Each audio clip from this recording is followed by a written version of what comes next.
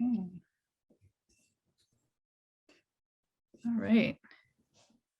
Well, good morning, everyone. I think everyone's here and coming in from the waiting room, which is great. So I think I'll just talk for a few minutes and then we'll get right into our first session. So good morning, everybody, and welcome. Thank you so much for coming to our event on non-binary and gender-inclusive Hebrew. My name is Avital Karpman, and I'm the director of the Hebrew program here at the University of Maryland.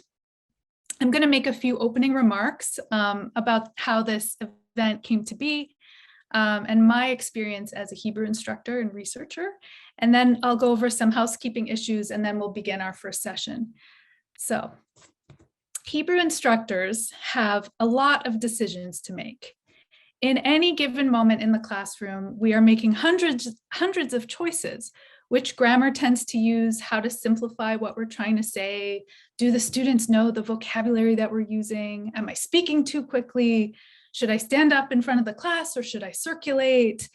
Are people understanding me? How do I teach Israeli culture? What do I include? What do I exclude? All of these decisions. And finally, and very importantly, we think a lot about gender. In Hebrew, gender is in your face from day one, minute one in the classroom. In a communicative language class, we begin our first lesson with introductions. Ani Avital, mi ata, mi at. I'm Avital, who are you? Unlike English and other languages, gender is required in the first and second person as well as in the third person. So in English, I can say, who are you, or what's your name, without specifying a gender, but this isn't the case in Hebrew. In real time, we have to evaluate a student's appearance, voice, mannerisms, name, and decide whether to go with the masculine or the feminine form. Throughout my years of teaching, I have had trans and gender nonconforming students and never felt that I could give adequate answers about grammatical conjugations to use, and I didn't find any answers from professional organizations or colleagues. So I decided to do some Googling, and I found a bunch of people, and I reached out to a dozen or so leaders in the field who have worked to create alternatives to binary grammar forms in Hebrew. And I found out that there are indeed movements, many consisting of very young people in summer camps, college campuses, Facebook groups, and synagogue communities who, faced with a lack of guidelines, created their own means of self-expression. From these conversations came beautiful images that I continue to return to. Eyal Rivlin and Lior Gross talked about sitting in Eyal's University of Colorado office, trying out different words to represent gender, and to hear and feel what felt right in their mouths. Jen Braveman and Erica Kushner described scenes at summer camp when a counselor, making an announcement with a loudspeaker in front of all of the campers, grasped to find an appropriate Hebrew gender word or conjugation, and members of the camp called out suggestions, brainstorming in real time. Bryn Solomon talked about a Facebook group of, quote, non-binary Hebrew Siddur people that bounced around ideas to create inclusive grammar in liturgy and ideals with a consideration of the music and the rhythm of the text. These scenes exemplify participatory democracy in language learning, and indeed, the modern Hebrew language was revived and developed in such a democratic way, with users of the language determining what felt and sounded right for communication. As teachers, we are gatekeepers of the language of Hebrew and the culture of Israel and Hebrew speakers, if our goal is to prepare students for the widest variety of linguistic interactions in the language. We cannot exclude segments of the population or prevent learners from expressing themselves authentically. Many of our speakers today are meeting and sharing resources for the first time. And for many in our audience, this is the first time they're convening in a large group to listen and share ideas. I hope this is the first of many meetings, and I thank you all deeply for coming today. I'd like to thank my department chair, Maxine Grossman, for all of her support and enthusiasm, as well as our co-sponsors in the College of Arts and Humanities and the Department of Linguistics and the School of Languages, Literatures, and Cultures here at UMD. I also give thanks to Janelle Brennan-Tillman. Thank you to all of our presenters today. We're so excited to have you here, and thank you for taking so much time to contribute to this event, particularly Tal and Eyal, who helped me so much with organizing this. And finally, I'd like to dedicate this event to Lior Gross, the co-founder of the Non-Binary Hebrew Project, who could not be here today, but whose wisdom, experience, and empathy was the inspiration for so many other leaders and creators of new language, as well as for this event today. So I have a couple of housekeeping issues. Just wanted to mention, if you're interested in enabling live transcription, you can do that. It's in the bottom of your screen where it says live transcript with a CC. If you're having any technical issues, you can email me, acarpman@umd.edu, or just put it in the chat and I'll get that. And we have a technical staff person who can help. We are recording this conference, and the recording will be available to the public on the University of Maryland Jewish Studies website shortly after the event. If you have any questions, please submit them in the chat. You will not be able to chat with one another, but the chat questions will come to me as the host, so you can direct them there. If you're looking for any additional resources, I would direct you to the, please look at the Non-Binary Hebrew Project website, and there's a lot of resources there. And in terms of scheduling, we're going to have 3 presenters in this session. After each person is finished, we'll have a few minutes for questions and answers. And then at the end of the session, we'll have a few more minutes for questions for the group. Then there will be a break after this session until 1 p.m. So like a half-hour break, 1 p.m. Eastern. And Tal, did you want to mention Mentimeter? Sure. Thank you, Avital. So because we have so many people here and so little time, we wanted to find a way for this to be more participatory within the restrictions of Zoom and it being online. So in each session after the speakers and before the Q&A, there will be 5 minutes to write your responses on a Mentimeter page. That's an online platform that you'll be able to go into. I'll show you how after the speakers. But I just wanted to let you know already now. So if you're having ideas as you hear us, there's something you want to express that's not a question, an idea or feeling or story, then there will be a chance for you to write that down and to read what other people have to say. Great. Okay, so we're going to start our session entitled Language, Gender, and Society. We have 3 speakers today. So Tal Jenner-Klausner is the coordinator of Hebrew teaching at This Is Not an Ulpan, an Israeli language school that teaches Hebrew and Arabic and is based on the principles of critical pedagogy. In 2015, Tal co-founded Babel's Blessing, a community language school in London. They graduated from the Middlebury College Masters in Hebrew Pedagogy and specialized in Hebrew and gender. Tal has been interviewed and featured in the New York Times, the Times of Israel, and other publications. Orit Bershling is a senior lecturer at Hadassah Academic College in Jerusalem. She's an expert social worker in gender studies, and Orit is a researcher in the fields of gender and language, critical discourse analysis, critical social work, and social policy.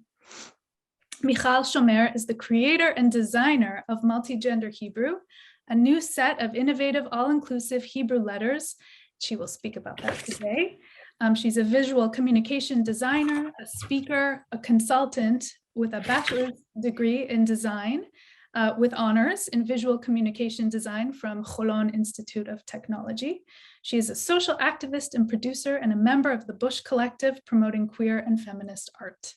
So I will pass the baton to Tal, who will get started.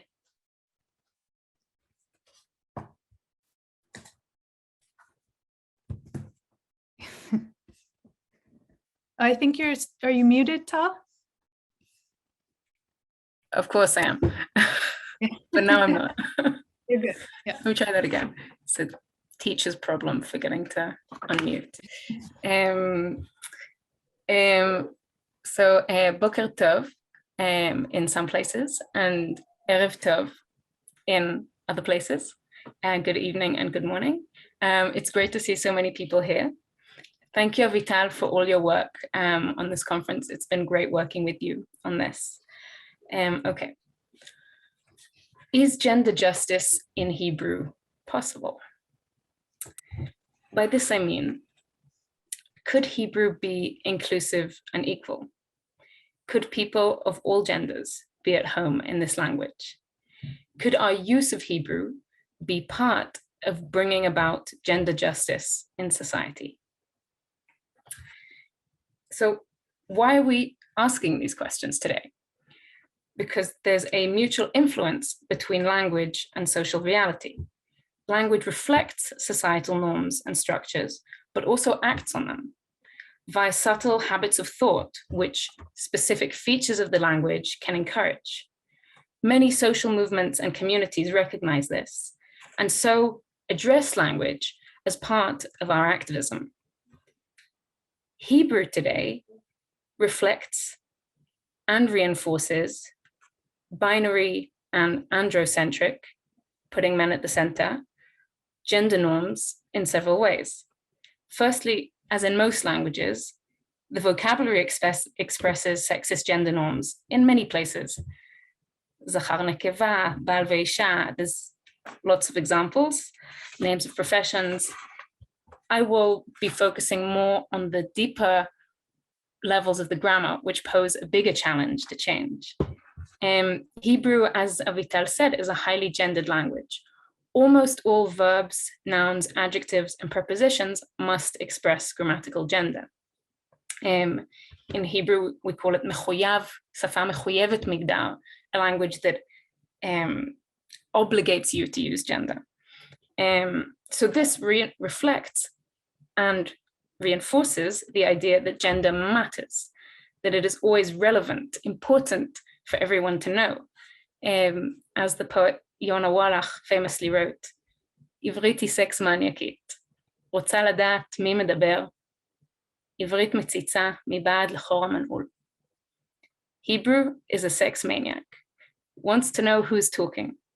Hebrew peeks through the keyhole. Grammatical gender in Hebrew is binary. A person or object is male or female. Not both, not neutral, not something else. One or the other, and almost unchangeably so, as we too are often assumed to be.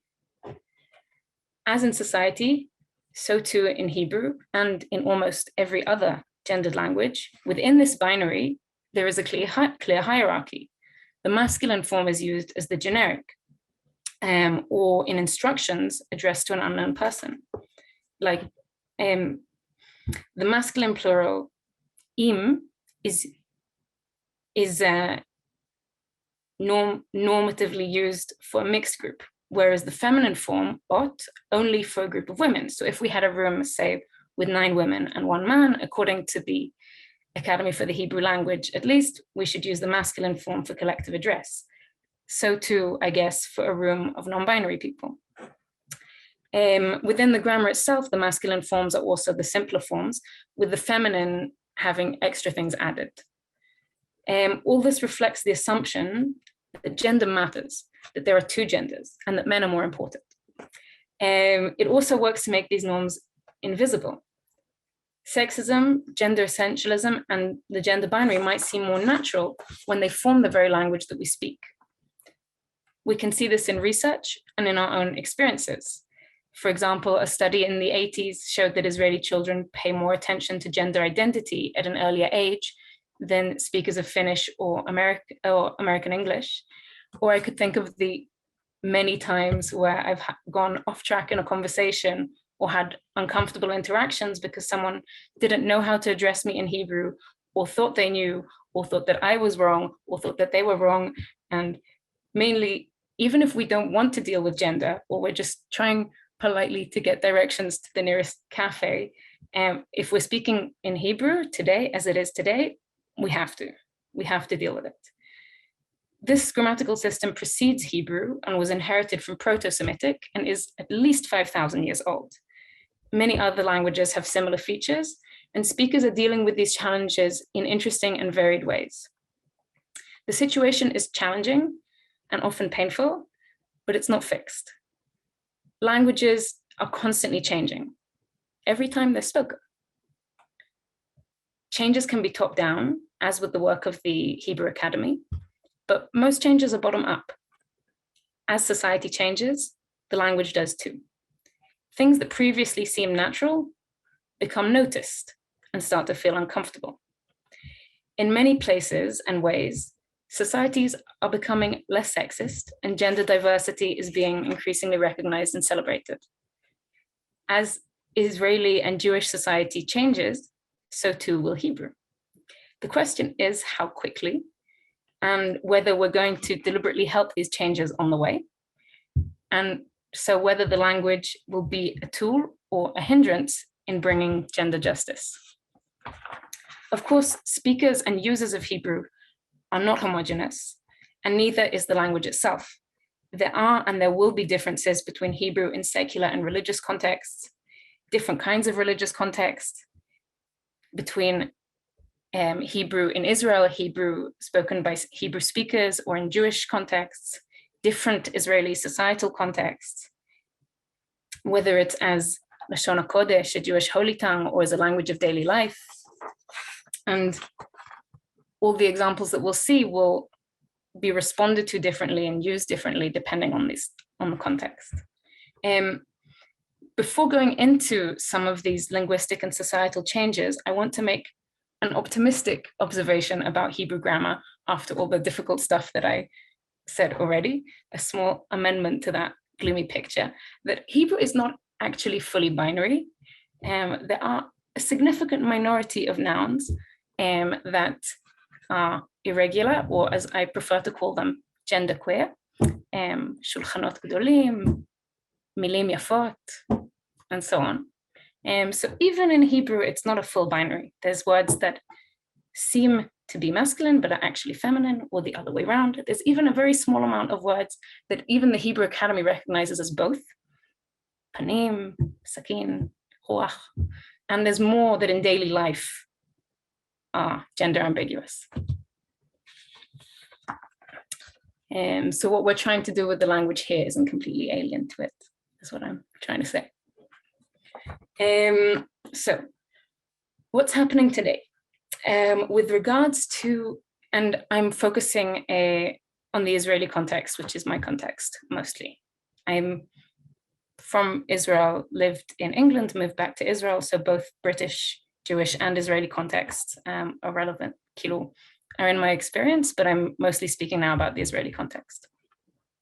With regards to gender equality in spoken Hebrew in Israel, there are two contradictory trends.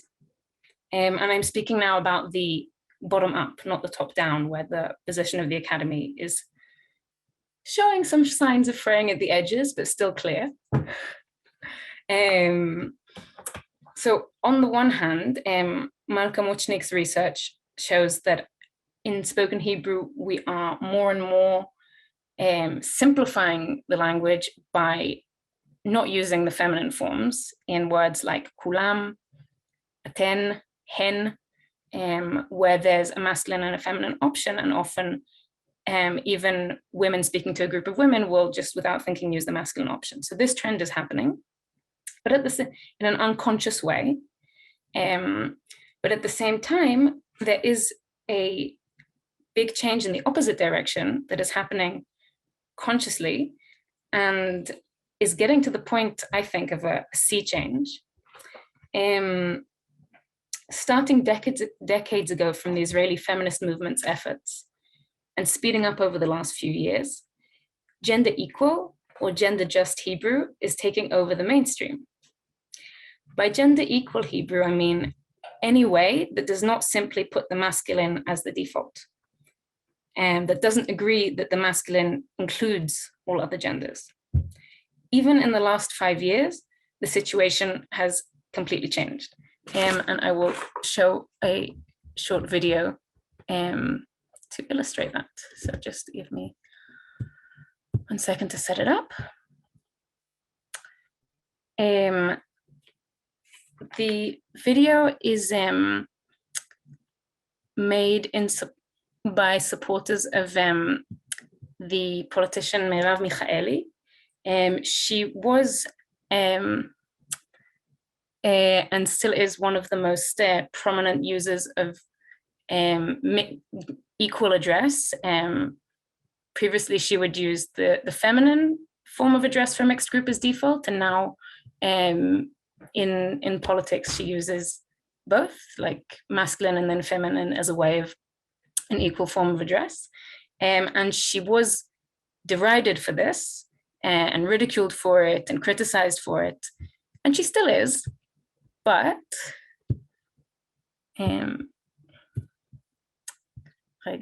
do it with sound.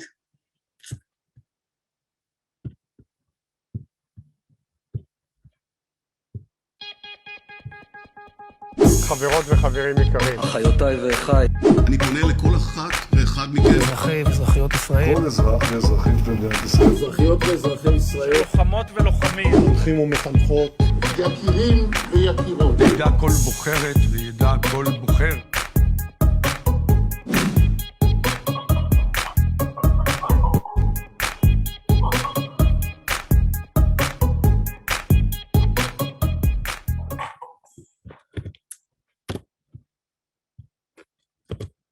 This was from 2 years ago, I think, or 1 year ago. And we can see in it people who are not on the fringe and don't see themselves as feminists. Very much the male-dominated mainstream of Israeli politics and army using gender equal Hebrew. Not because they see themselves as feminists, but because it's become uncomfortable not to, because it's no longer seen as invisible, this issue. It's, if they want to address everybody, they actually need to not only use the masculine.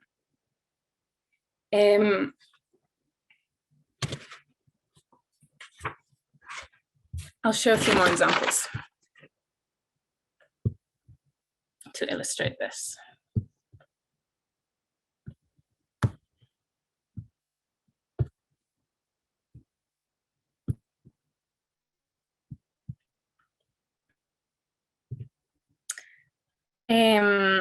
Here we have written the same address that we heard, Nichnasim v'nichnasot.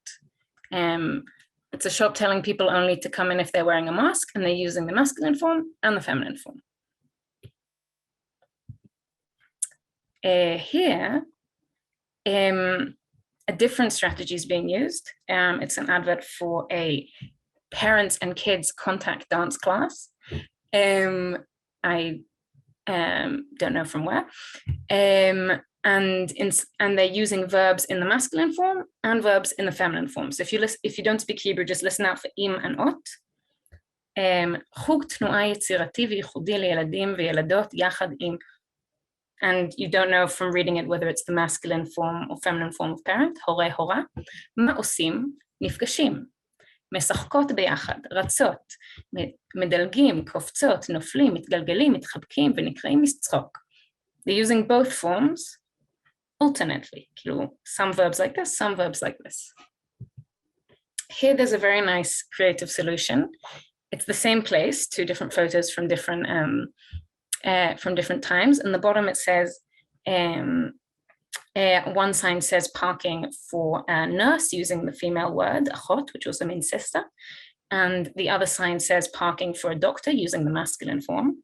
So female form for nurse, masculine form for doctor.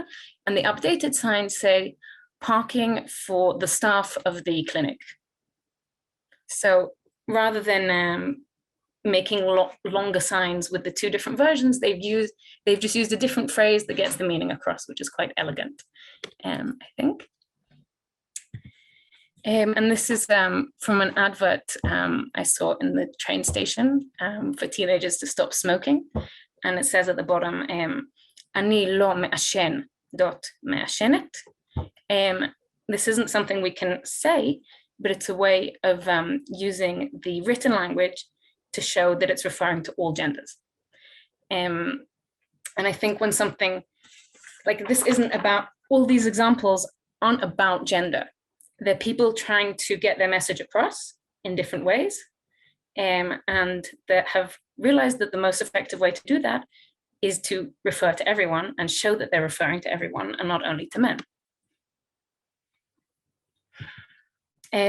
This is from when there was the decision about the election for the president, and here, even on the state broadcaster on Kan, they're using the dot. So they say the verb they use for choosing or electing is in the masculine. As a state broadcaster, they have to use the they have to go by the rules of the academy, but they're still using the dot is still like recognizable enough that they can use it. And the multi-gender Hebrew font that Michal Shomer developed is another way of this, and she will explain more about that in her talk.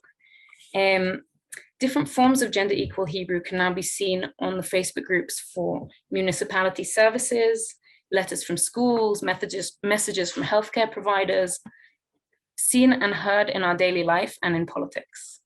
There is also, of course, a pushback to this. What about non-binary speakers of Hebrew? Time's up. Oof. Can I have 3 more minutes? Sorry. Sorry. Okay. In Israeli Hebrew, there's no clear solution, but there are several strategies. We can try to avoid it. It doesn't really work, but we can use phrases like zachor li, or like using the passive form, or speaking only about ourselves in the past and future tenses. It can only really help for limited conversations here and there, and when we're really trying to avoid gendering ourselves or outing ourselves. Many, if not most, non-binary speakers of Hebrew will use one form, like pick masculine or feminine, not for this representing their gender, but for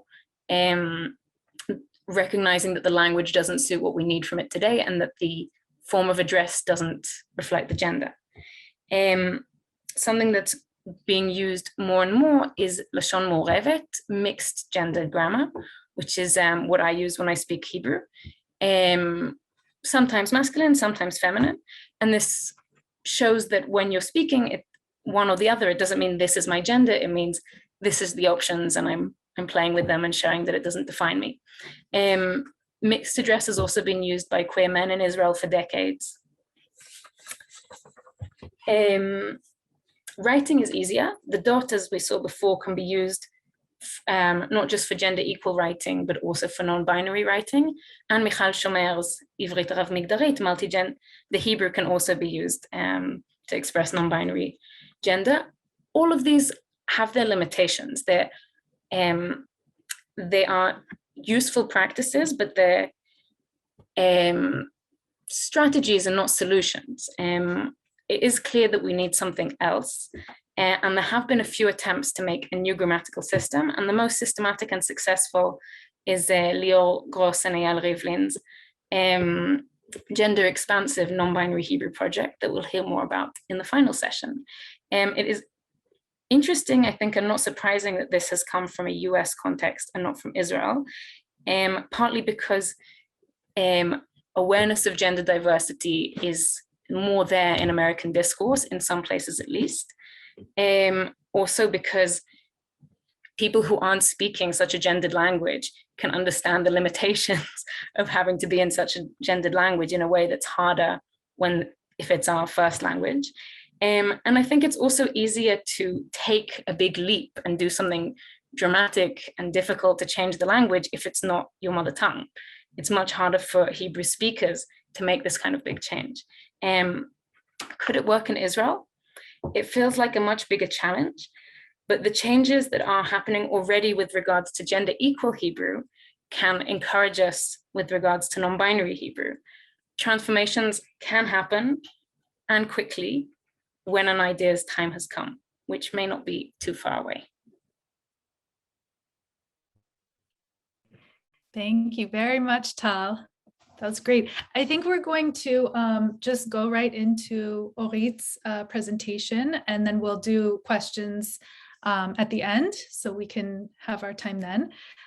So Orit, Brendan, if you can spotlight Orit down at the bottom. Wonderful.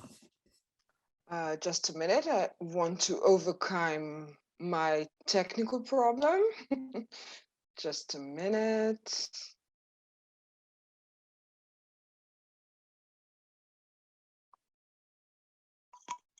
Okay, do you see that? Yes, okay, great.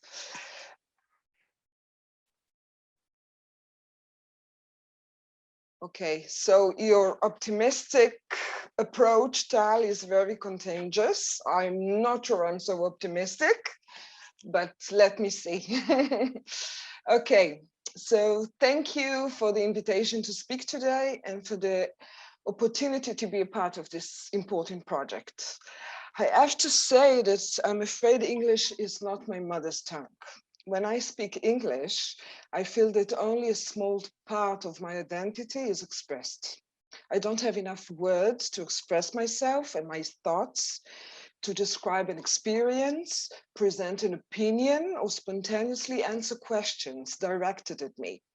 I feel like a disabled person being reduced or constrained to the limits of language. This personal opening takes us wonderfully to the subject of my current lecture on the complex relationship between Hebrew and transgendered individuals and the role of language in constructing identity.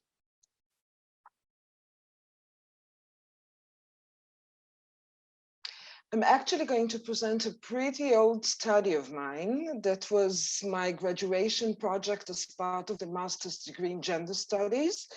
This qualitative research was quite innovative at the time and received good responses, especially since there was almost no research on the transgender community in Israel at that time.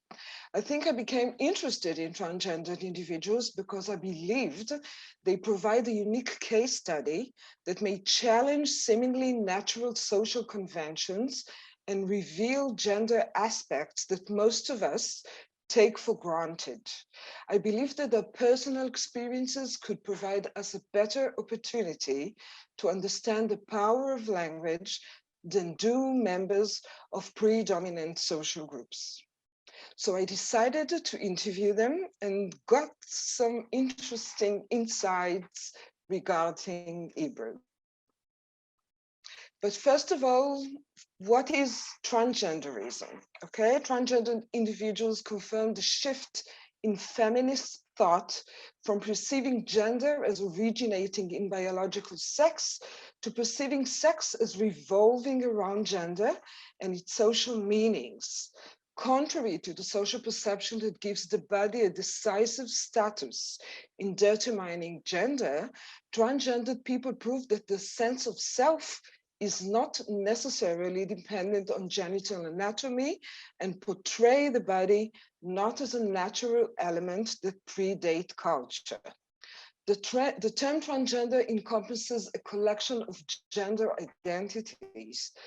Because of my limited time here, I will refer to one identity only, the transsexual individuals, biological males or females who are incongruent with the gender they were assigned at birth.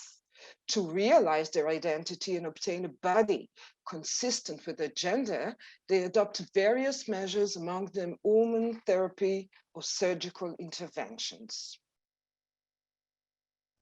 Since most Hebrew grammatical forms make clear distinction based on gender, as Tal said before, it often leaves members of the transgender community without adequate means for conducting a dialogue consistent with their sense of self. Thus, my research objectives were intended to, 1, explore how might the interviewees interpret or behave according to the language addressed to them, learn through their descriptions how Hebrew construct the gender identity, and moreover, how Hebrew symbolically construct the physical body. And that was very innovative at that time. So what can we learn from the personal stories? Two major themes emerge from the interview's descriptions about Hebrew. I will illustrate each of these two themes through a small number of quotations. The first theme demonstrates the role of language in encouraging the interviewees to come out of the closet and realize their gender identity, clearly showing the pragmatic component of language. Naomi, a 27-year-old male to female student from Central Israel, describes her first face-to-face encounter with a group of transsexual women she met over the internet, and she says, and the thing that amazed me the most about that, they spoke to me in the feminine forms. I looked like a man. I mean, you couldn't imagine anything else. And that's when I started thinking about how to sit down, how to place my hands on the table, how to move, what words to use. These are things I hadn't thought of before. The meeting took place when Naomi was still deep in the closet and had not begun making any physical changes. According to her, this was the first time she publicly stated her gender identity, and more than anything, the encounter confirmed that her yearning to be a woman could be achieved. This turning point, combined with the fact that these women addressed her in the feminine, motivated her to act and served as a catalyst for her to come out as a transsexual woman. As far as those women were concerned, she feels like a woman and is therefore accepted as a woman in the Hebrew usage. While this linguistic gesture was intended to express solidarity, it also diminished the importance of a present male body, seemingly granting it only a secondary position. Moreover, it unraveled the conventional connection between language and biology. It confirmed Naomi's sense of self, which no longer stems only from her body configuration. Yet, according to her, the body remained there in all its glory because suddenly she became aware of the physical and linguistic practices required of her during the process of establishing her gender. Now she had to re-examine her body language and boundaries, tone of speech, or choice of words. Like Naomi, Amir, a 21-year-old student-born female, reflected upon the first time he learned that he could be addressed in the masculine form. That's a significant point, being referred to in the masculine form. It was fun, like finding a home. It was a safe place, a place where I could be what I am, some kind of balance from the outside, a safer place of people who love me, know me, and recognize me. This was the place of the masculine form. In his metaphorical language, Amir compares the masculine form to a safe home, a sheltered and loving place that allows him to remove masks and balance the gap between the body and gender. The moment of this discovery provoked him to distance himself from the lesbian community and find a more suitable place as a transgendered person. Thus, these two participants actually illustrate the advantages of the binary grammatical, the binary, they spoke to me in the family, just a minute. The advantages of the binary grammatical gender of Hebrew in the second person, present tense. The correct way of addressing them by close friends or expressed sympathy fulfills three main functions in this context. It serves as a catalyst for coming out, reduces the importance of the present physical body, at the same time reinstates the power of the body while stimulating the necessity to transform it. The second theme demonstrates the role of language in confirming the participant's self-perception and the success in passing to the desired gender. According to Benny, when I feel that I'm successfully passing as a man, and all of a sudden I'm addressed in feminine language, I feel I have lost control. When I'm addressed in feminine language, I feel this is the height of social oppression. It doesn't make any sense, as if I'm in a prison or it's some kind of a joke. It's a sense of incompetency that you can also feel in other areas whenever a person feels he has X attribute and is treated as Y. It's just the reflection of other people, and yet this reflection is a factor in constructing my identity. You feel you've been misunderstood. You're not getting the basic respect you deserve. In this quotation, Benny describes another meaning that the interviewers attribute to the gender forms of reference. They reflected the way in which Benny's body is perceived by others. At best, this perception may serve as a passing confirmation that validates his masculinity. At worst, when a speaker proclaims you're a girl, this may instantly deflate Benny's efforts to actualize his identity. Despite Benny's efforts to pass to the category of men, with his short haircut, carefully selected articles of clothing, or body gestures, he is still at the mercy of others who, with their words, shape him into an oppressed prisoner who has been deprived of dignity and freedom. Thus, the language with which he is addressed has power that is equal and complementary to his physical change. Sexual relationships do not constitute safe places for most of the participants because of the fear of exposure and rejection. Under these circumstances, a third variable intervenes in the equation of sex and gender, the object of desire. Therefore, a verbal lapse has a double meaning. First, it establishes the transgender individual as having a body contrary to his or her gender identity. Second, it disqualifies him or her as a natural candidate for intimate contact, as your term says. When I see women I like, I see myself as a man who is interested in a woman. And of course, at this moment, a certain craving is generated.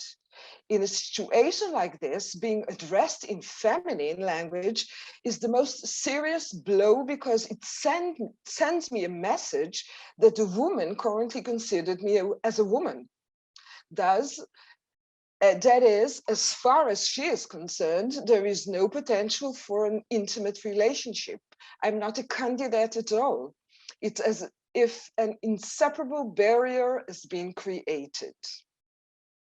With his words, the speaker has marked Yotam's body as feminine. Therefore, Yotam and the speaker are both considered women, and surely the passion is directed to men. Thus, with the help of Hebrew, Yotam misses the possibility of sexual relationships and experiences frequent blows. Thus, Hebrew has the power to determine who the recipient is, what is accepted of him, and what his relationship with others will be. On the one hand, it may reject the authenticity of the physical performance against the wishes of the participants. On the other hand, it may confirm the success of the transition, validate the gender identity, and complement the result of the physical change.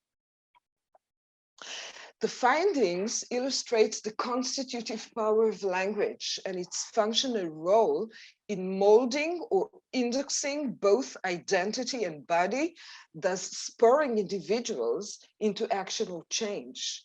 The interviews teach us that language is not neutral or merely socially agreed upon means of communication, as Tal said before.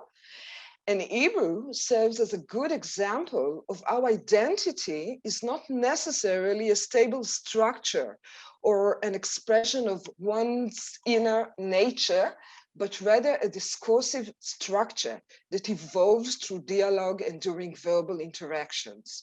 And that's why this non-binary Hebrew project is so important. Nevertheless, the participants' dependence on language does not mean that they are passive and have no role in shaping the future. Indeed, language becomes complicit in the struggle to determine their identity according to the context in which the conversation is conducted, or according to the nature of the relationship with the speaker. They determine under what circumstances to express objections, stand up for the right to be addressed as they see fit. Thus, despite the major role language plays in regulating binary ideological structures, it is subject to negotiation and change. Thank you very much. Thank you so much, Orit. And we, if you are interested in submitting a question in the chat, please do. We have a short question for Orit, and maybe Tal might want to chime in too. So Sherry Allen is asking, isn't the term transsexual out of favor and also transgendered? Isn't it simply transgender? Sorry, can you? So they were asking about the term transsexual Okay. and transgendered with the Wow. ED at the end, and isn't it simply transgender? No, transgender, maybe other people can help me with that. Transgender it's like an umbrella concept, if I understand the question, that have a lot of gender identities, non-binary, genderqueers, a lot of, and I learned it through my research, and transsexual people really, they are called in Israel society as immigrants. They want to go to another country. If I was born female or male, I want to be at the other side, at the other country. Other transgender identities are not necessarily so binary. Okay, so I think my research talked about genderqueer and other identities, but my limited time here, I just wanted to speak only about the transsexual individuals. I hope I was clear. Can I add something? I think like gender in language, language about gender also changes over time, and as discourse shifts and emphasis shifts. So I think it's true that many people in the trans community prefer to use the just transgender as a general term, so that there's less emphasis on what we're doing with our bodies.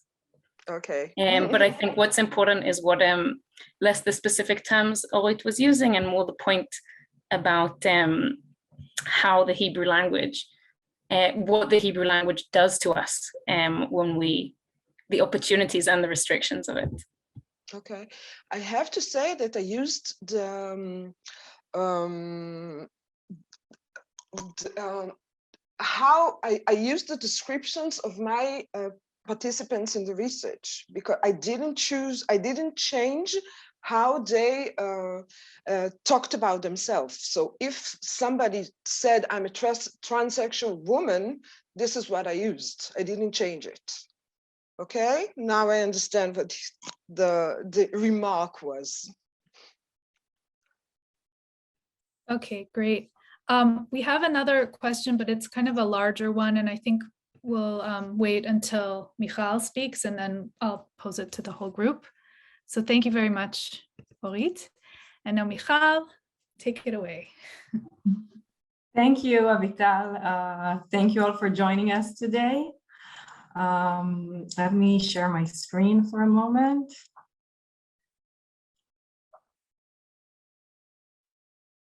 One moment. Okay. I'm very, very excited to be here today. Wait a moment. Sorry, I have an issue with the video. Sorry about that.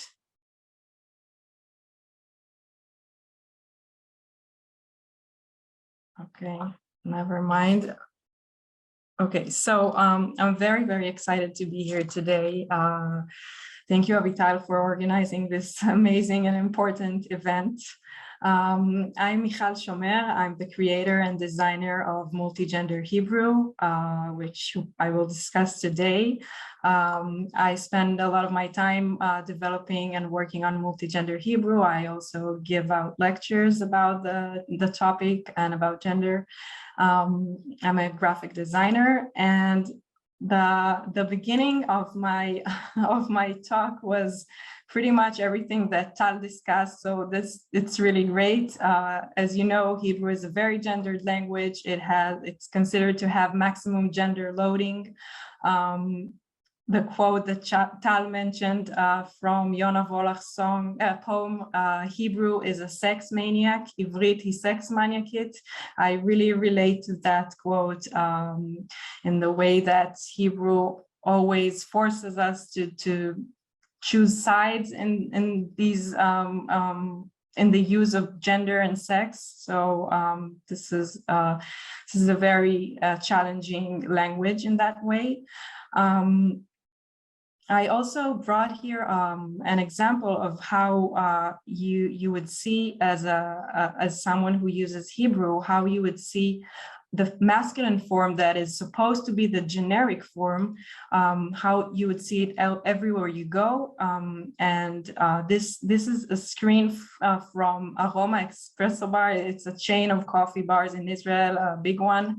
And the title of this screen says, personal customization. So make it your own, personalize it, but the text itself is in the masculine form. How strong do you love your coffee? It's all in the masculine form. And I don't know if it's personalized for me. I don't think so. So there is a really strong connection between language and our perception, and language is not just a random thing, as you all know. It really forms our minds, and it really impacts the way we see ourselves, our views. And I want to mention quickly a few interesting studies about gender and language. So first, a study that was done with students. Students were given texts in 3 different languages. In English, which is considered pretty gender neutral, and in Spanish and French, which are much more gendered. And after reading texts in gendered languages, the students had more sexist or stronger sexist views. And this shows us that even if we're just reading a text, we don't even have to use the language, but if we're just reading something in a gendered language, it affects our views and our minds.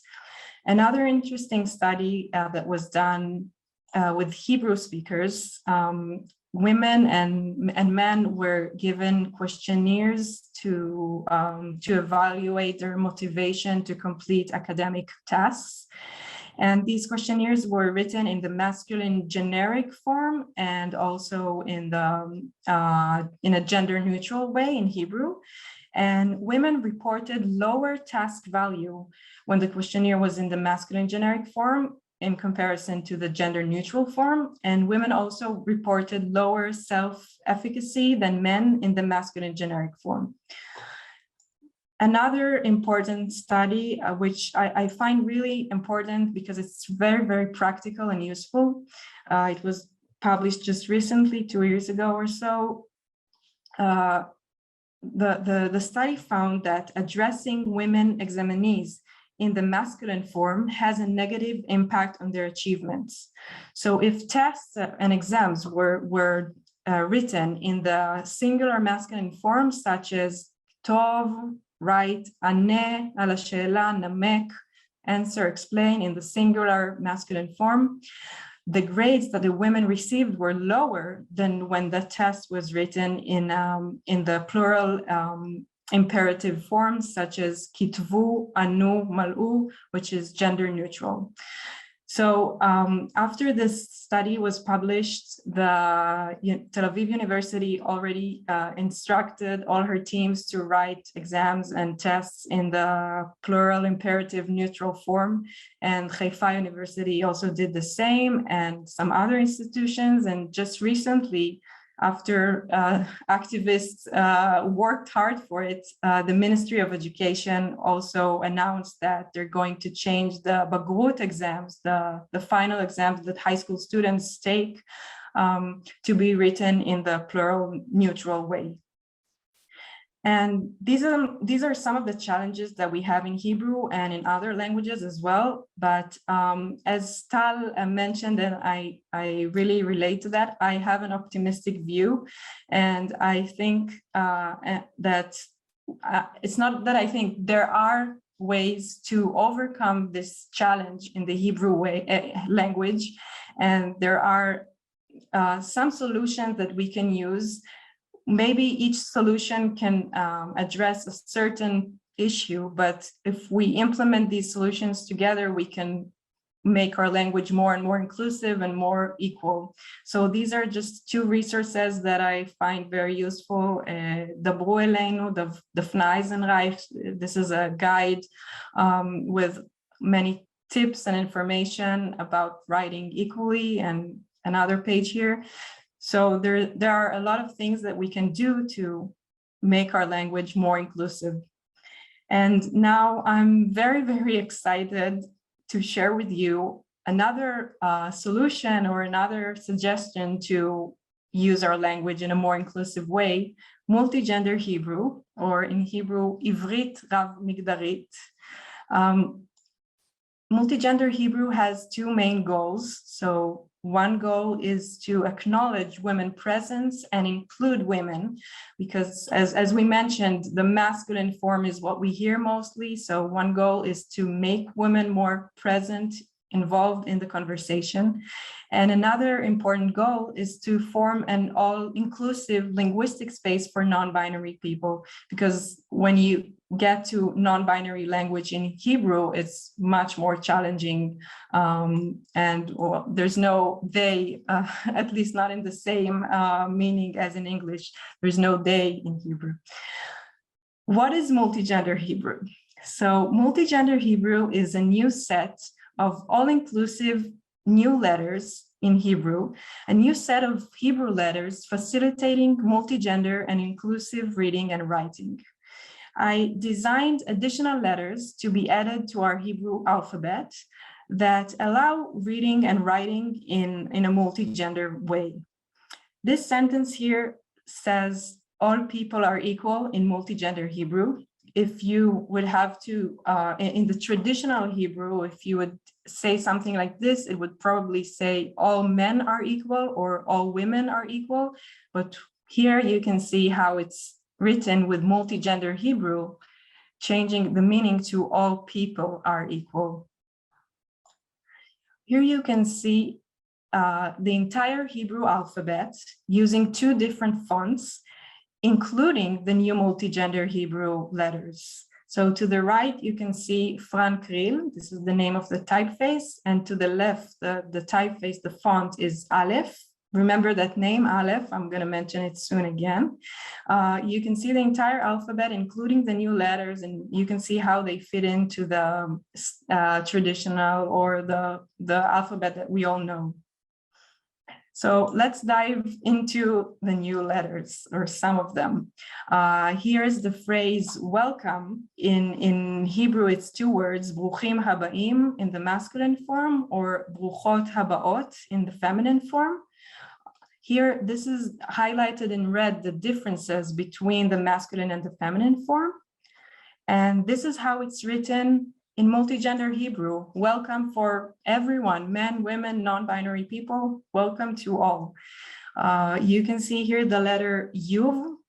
I gave names to every new multi-gender letter that I created. So you can see the letter Yuv and the letter final tem sofit.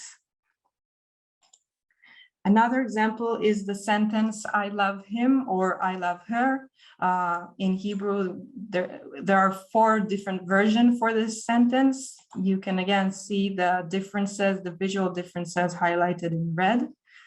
And this is how it's written with multi-gender Hebrew. It would be similar to saying, I love them in the singular form of them, of course. The new letters that you can see here are ta, va, and you can also see this sign above the letters, which is called rev. I also designed an additional nikud sign that it can be used, but it's not mandatory, similar to other nikud signs in Hebrew. And the purpose of this sign is to let me know as the reader that this word is multi-gender, that this word has a multi-gender meaning. And you can also use this character when writing words such as shelach, shelcha, yours, that are written in the same way in Hebrew, but pronounced differently. You can use that sign above the chaf sofit to turn this word into a multi-gender word. Another example here is the word kulam, kulan, everyone in Hebrew. In the sentence is kol hakavod lekulan or lekulam, well done everyone. And this is how it looks like in multi-gender Hebrew. This is how it's written, well done everyone, to really include everyone. And the letter that is used here is called final nem or nem sofit, which is one of my personal favorites. I designed a total of 11 new letters and 1 nikud sign, so 12 new characters. You can see here some additional examples of some other letters, and of course the entire Hebrew alphabet. This image that you're looking at is with the font Aleph. Now I want to give you a peek to the work process, to the typographic work process. Typography is the art and technique of designing and arranging texts and types and fonts and letters. So I worked in a pretty traditional way. I printed out many words and sentences, and I worked with a transparent paper and just copied the letters manually and drew the new letters until I was getting to a result that was working. So here's an example of some attempts of the word morim, morot. Here are some other examples of the word he or she, hu, vehi. You can see that some trials are not readable at all, but some of them are much closer to the final version. It was a long process of trial and error. These are scans of the original draft. So I have many words and different drawings that I made. And about a year and a half ago, Multi-Gender Hebrew has a Facebook page. So I published free files for download with the phrase welcome in Multi-Gender Hebrew. And so many people have just downloaded the files and started to use Multi-Gender Hebrew in public spaces all over the country. We have some cities, some municipalities here hanging these signs at the entrance. And on the bottom right side, you can see a photo from the Knesset, from the Israeli parliament, where they put up this sign. And we had a little discussion about gender and Hebrew on that day. Here are some other signs from schools. The Tel Aviv municipality and also Ramat Gan and Givatayim decorated all schools in their cities with this multi-gender Hebrew welcome sign. And here at the bottom center, this is a photo from my elementary school in Kibbutz Gash. And almost exactly a year ago, in February 2021, I finally completed a free version for download of Multigender Hebrew, including a font and a keyboard. And everyone can download and install the font and the keyboard on the computer and start typing with the new letters. So here are some examples of people writing in multigender Hebrew. People are saying that it's really exciting that you can write to everyone in an equal and inclusive way. Here are some additional examples. I never stop getting more and more examples and more text written in multigender Hebrew, which is amazing. You can see on the bottom right side an ad for recruiting new employees written in multigender Hebrew.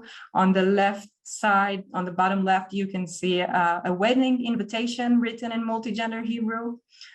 And just a few months ago, there was also a writing contest in multigender Hebrew. So Tali Bleicher organized and managed a writing contest that you could submit poems and short stories for, and they all had to be written in multigender Hebrew. And to the left here, you can see the winning poem of Tamar Lazar, which I think did a really clever work with multigender Hebrew and rhyming. And more than 130 works were submitted to this contest in multigender Hebrew.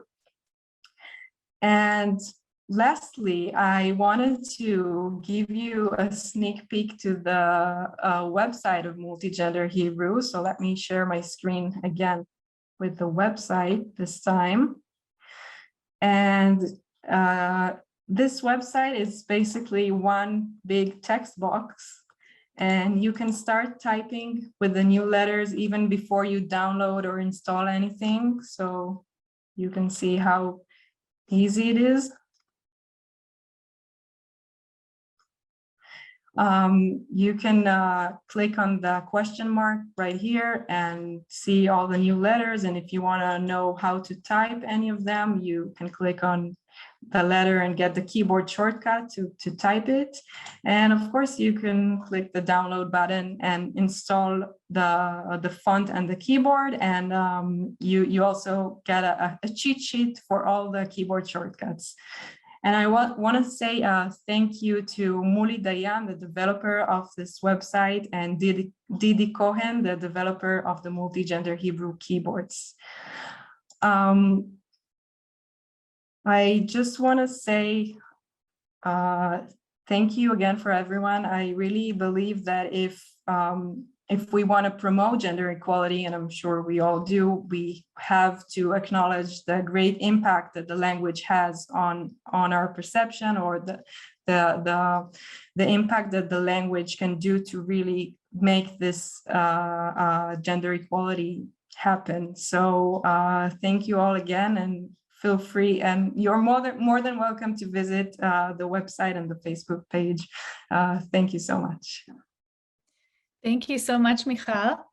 And we have a couple of questions. A number of people are asking, basically, how are these pronounced? So Sherry Allen is asking about, I think you gave an example, ani ohev ota, ani ohevet ota.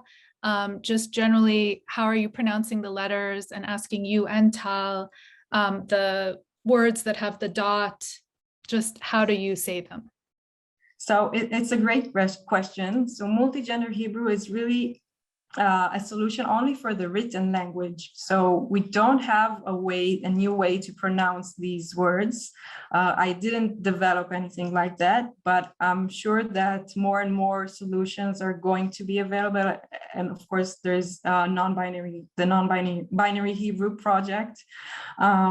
And there are some slangs or some ways to use the language, such as chaverotim, omrimot, and things like that you can hear in Hebrew when you're trying to include everyone. Personally, when I read a text that is written in multigender Hebrew, it reminds me to address both the feminine and the masculine forms. So that's how I do it. Great. And if we can spotlight Brendan, Orit, Tal, and Michal, I have a couple of bigger kind of questions that everyone can jump in and answer. So the first one is from Rabbi Gordy Fuller. Are there things that we can do in the US to move the Hebrew Language Academy along toward more action on promoting inclusivity? If any of you have any ideas.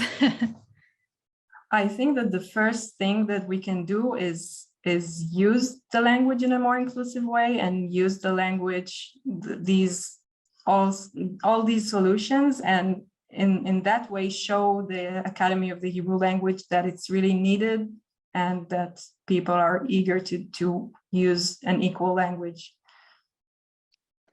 Michal, I'm going to use it with my students, definitely. Perfect. Definitely. Yes, I agree with Michal. There's the Hebrew Academy, even though they have a very strong position on this, they have changed strong positions in the past when they have to catch up with what the rest of society is doing. So I think that it will probably be one of the last places to get with these changes, but when it feels completely ridiculous just to use the masculine to refer to a mixed group, then the Academy for the Hebrew Language will concede.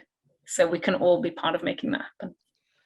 I'm afraid I'm not so optimistic, okay, because I think it's a part of only a subculture or some culture groups in Israel. We can see it in the central of Israel, in Tel Aviv, in Ramat Gan, Givatayim, Kibbutz. Most Israeli people are very religious, are very, I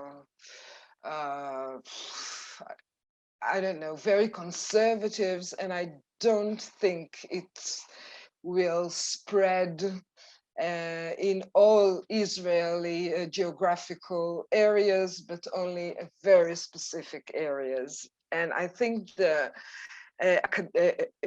Hebrew academic is very conservative. I don't know. That's how I feel.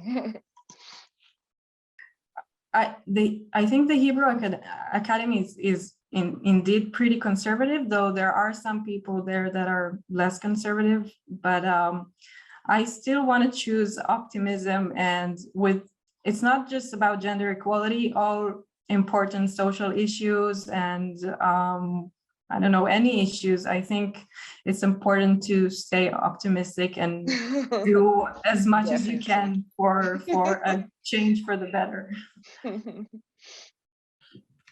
Okay. Go ahead. It also goes back to what was said, me and Michal said earlier about the interrelationship between change in language and society, that it's also about people wanting to address all genders. So it's saying people don't necessarily want to address all genders, so they don't need this language. So we can't work only on changing the language. So we have a question from Shai Chazkani, who says, I'd love to hear some of you discuss the pushback multi-gendered Hebrew has received, especially from religious Zionists. And in some ways, this resonates with some of the pushback to critical race theory or perception of it among conservatives in the US. So maybe Michal, do you want to start? What kind of pushback have you received? Of course, that I also get negative feedback and pushbacks. Everything you do, you get both ways. And I have read people saying that it's ruining the Hebrew language and that it's not Hebrew and all sort of things like that. The most interesting thing, in my opinion, is that everyone, it looks like everyone that is seeing multigender Hebrew has something to say about it, has an opinion about it. And I think that this is a positive thing, because it means that it's really important for a lot of people, and it really touches an important point or an important area for a lot of people. So of course, that in my opinion, it's not ruining the language. Languages always develop and change, and I'm sure that the Hebrew that we have now is going to look entirely differently in, I don't know, 100 years from now or something, or even less. So we're just doing the best we can to promote gender equality. Okay, we have a lot of questions, and I'm sorry, I'm not used to doing this, so I'm doing my best here. I hope we can address everybody's. So, because I think only I can see them. So we have, let's see, so many comments here. We have people talking about the masculine and feminine is A and O. This is from Nadine Levenstein Rodriguez, who says they vastly prefer using E as a gender neutral over at for things that are hard to say aloud. So we have a lot of comments, I think, about sort of the written versus oral, and how Michal, how does Michal envision being able to create the new letters in Hebrew script, from Chazan Naomi Hirsch, if you have any ideas. I started working on designing a script structure of these letters. I hope that at some point there's going to be a script font with the new letters. But another interesting thing was that some people just wrote in their own handwriting and sent me over some tryouts that they did. And it was really interesting to see how people react to that and give their own take on the new letters. So I think a script typeface is much more free in that way. Great. And I just wondered if someone is saying that they would like to refrain from the use of religious to refer to ultra-Orthodox people, because there are many religious people who practice egalitarianism, especially those on the conference call today. So, I guess, Tal, do you want to tell us more about the Mentimeter, and then we can go into if you have any questions for each other. Yes, so I'm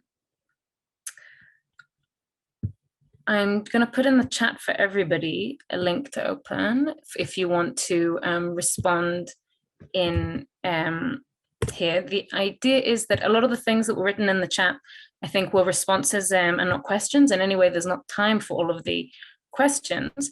So if you either click on the link that I put in the chat, or the instructions on the top here, go to this website and put in this code, and then you will have a box where you can type in ideas, relevant stories, how you feel about what's being discussed, and then everybody can read each other's responses to this.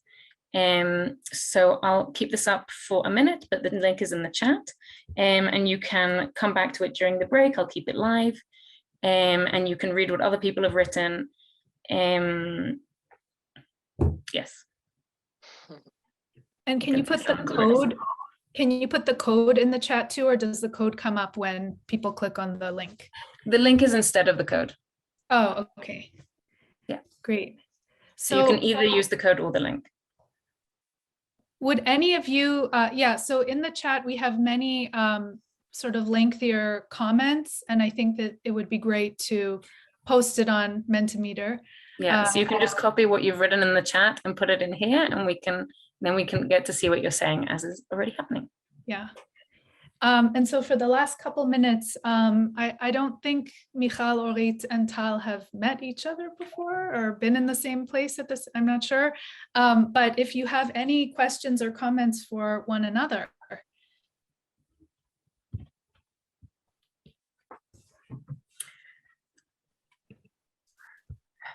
I think it will be very interesting to research the use of your funds, Michal.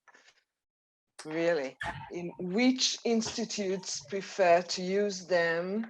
Okay, what we can learn from that in the Israeli context. It will be very, very interesting, and maybe we can do something together about that. Would be great. Yeah, really. We can learn a lot about Israeli society when using these fonts. We have actually a question in the chat that is really relevant to the pedagogy session that we're having later today, but I thought maybe the three of you could just answer, based on your opinion. This is from Heda Harari Spencer. What is the best way to refer to a student in Hebrew class that identifies as non-binary if you can't use at or ata or he or who? So how do you refer to them in an inclusive way, if you have any suggestions? I'm happy to answer this question. We don't yet have an easy option. The best thing is to talk to them about the different options that there are. One of them is the non-binary Hebrew project that Eyal will explain more about in the last session.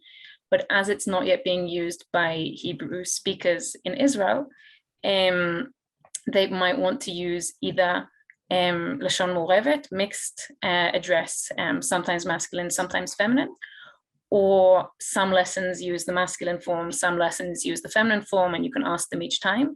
They might want to use one or the other, but with the understanding that it doesn't mean that they are that gender.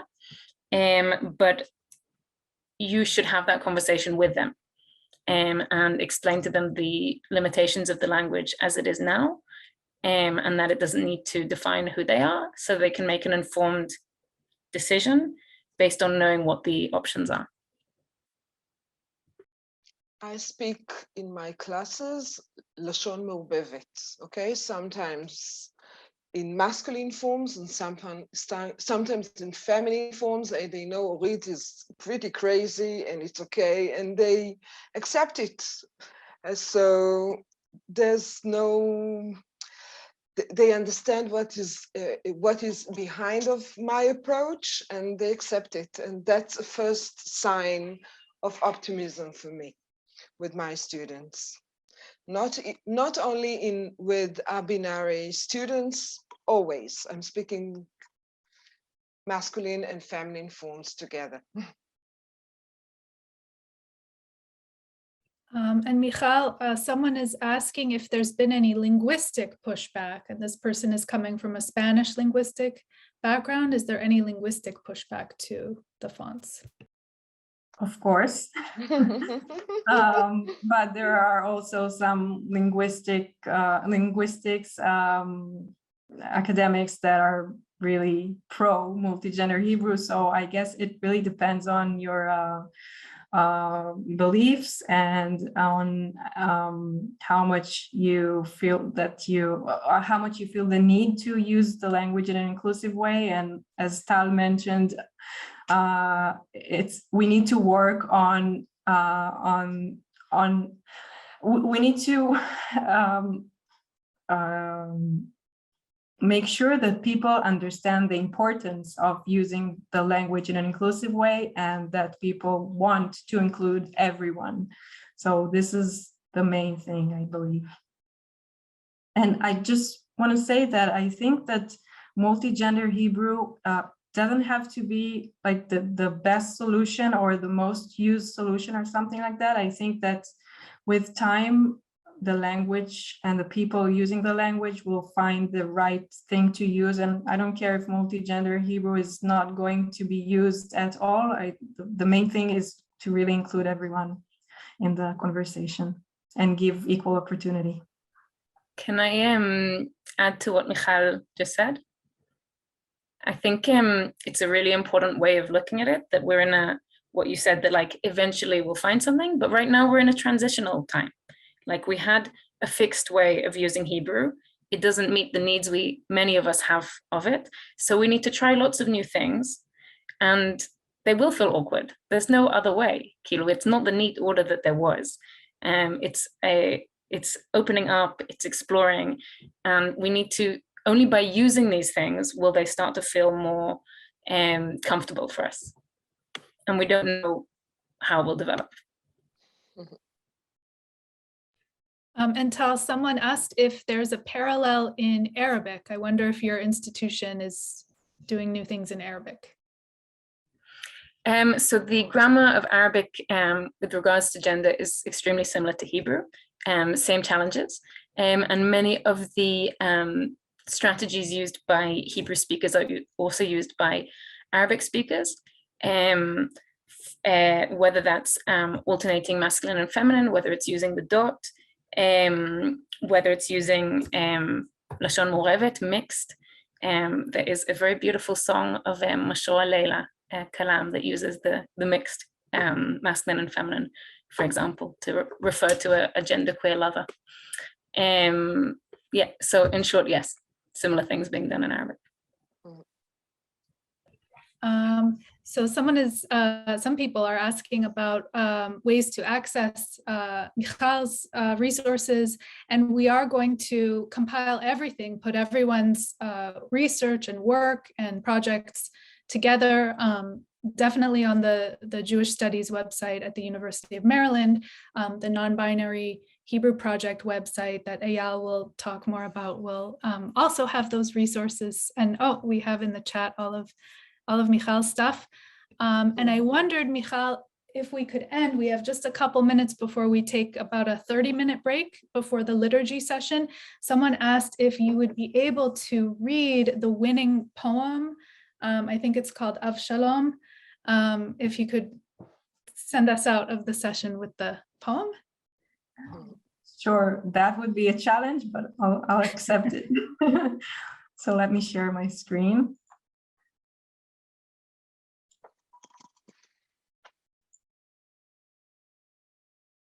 אוקיי. אני מוכרחה פעם נוספת להיזכר בי אי אז כשהייתי אבשלום, כששערי היה סבוך ומפואר, כשעל פני קורבן ביקרתי מצילה, כשלא חששתי מענף מפיל או מפלה, שהייתה הירואית תנכית אצילה, כשנקביותי לא עוררה שנאה, לא עוררה, כשאהבתי הייתה מיוחסת ופתירה, פעם נוספת אני מוכרח להיזכר ברגע הבחירה בי, בתמר, בשעת ההתחלקות האמבית הרחמית, בבחירת הכרומוזומים הרת הגורל, אחר כך לא ניתן לשנותו, כך נאמר, אבל היו ימים שלא ידעתי, שסרבתי, היו ימים שחשבתי שאפשר. מותשת, מיוזה, נאחזתי באלה, האלה דחתה אותי בבוז, למדתי בדרך הפחות קלה, לחדול מהתפלל, נותרה תפילה ללא אלה. Lovely, thank you very much. Okay. תודה, מיכל. תודה. מרגש. Thank you for the opportunity. And congratulations to the author, is it Tamar Lazar? I said the Yes. name? Yes, who was the winner. So that's wonderful. And I think a nice way to end this session.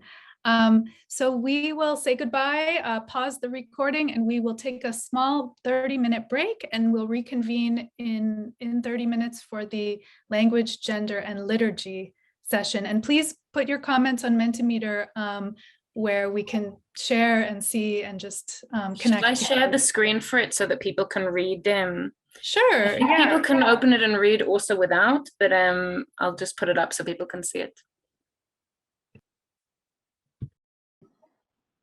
Great. All right, everyone's coming in. So welcome back, everybody. So we're starting our second session of the day, which is called Language, Gender, and Liturgy. And so we are going to run for an hour and 15 minutes. and then we'll reconvene for our final session, which is at 2:30 Eastern time. So each of our speakers, and oh, Joy, did you want to say something? No. Oh, okay. No, I'm sorry. Hand up. Yeah. Oh, just saying hello. Great. Oh, Yeah, so we will have everyone speak for about 15 minutes and then have 5 or so minutes for questions. And then at the end of the session, we'll open up the floor for additional questions to the group. So we have 3 wonderful speakers, and Brendan, someone's asking if the volume can be higher. My volume is high. I don't know if there's anything else we can do volume wise. Not as far as I'm aware, no, I apologize. Okay. We'll have the recording accessible afterwards too. So if you have issues with the audio, hopefully you'll be able to hear anything you missed then. Okay, so we have 3 speakers this session. So first we will hear from Joy Ladin, who is the first openly transgender employee of an Orthodox Jewish institution. She's the author of a book on trans theology, Lambda Literary and Triangle Award finalist for The Soul of the Stranger, Reading God and Torah from a Transgender Perspective. Also 9 books of poetry, including the National Jewish Book Award winner, the Book of Anna, and a memoir of gender transition, National Jewish Book Award finalist, Through the Door of Life, as well as a new poetry collection called Shekhinah Speaks. This is forthcoming from Selva Oscura in the spring of 2022. And her writing is available at joyladin.wordpress.com. Then we will hear from Abby Stein, a rabbi, author, educator, and co-founder of Sacred Space. Abby is the first openly transgender woman who was raised in a Hasidic community.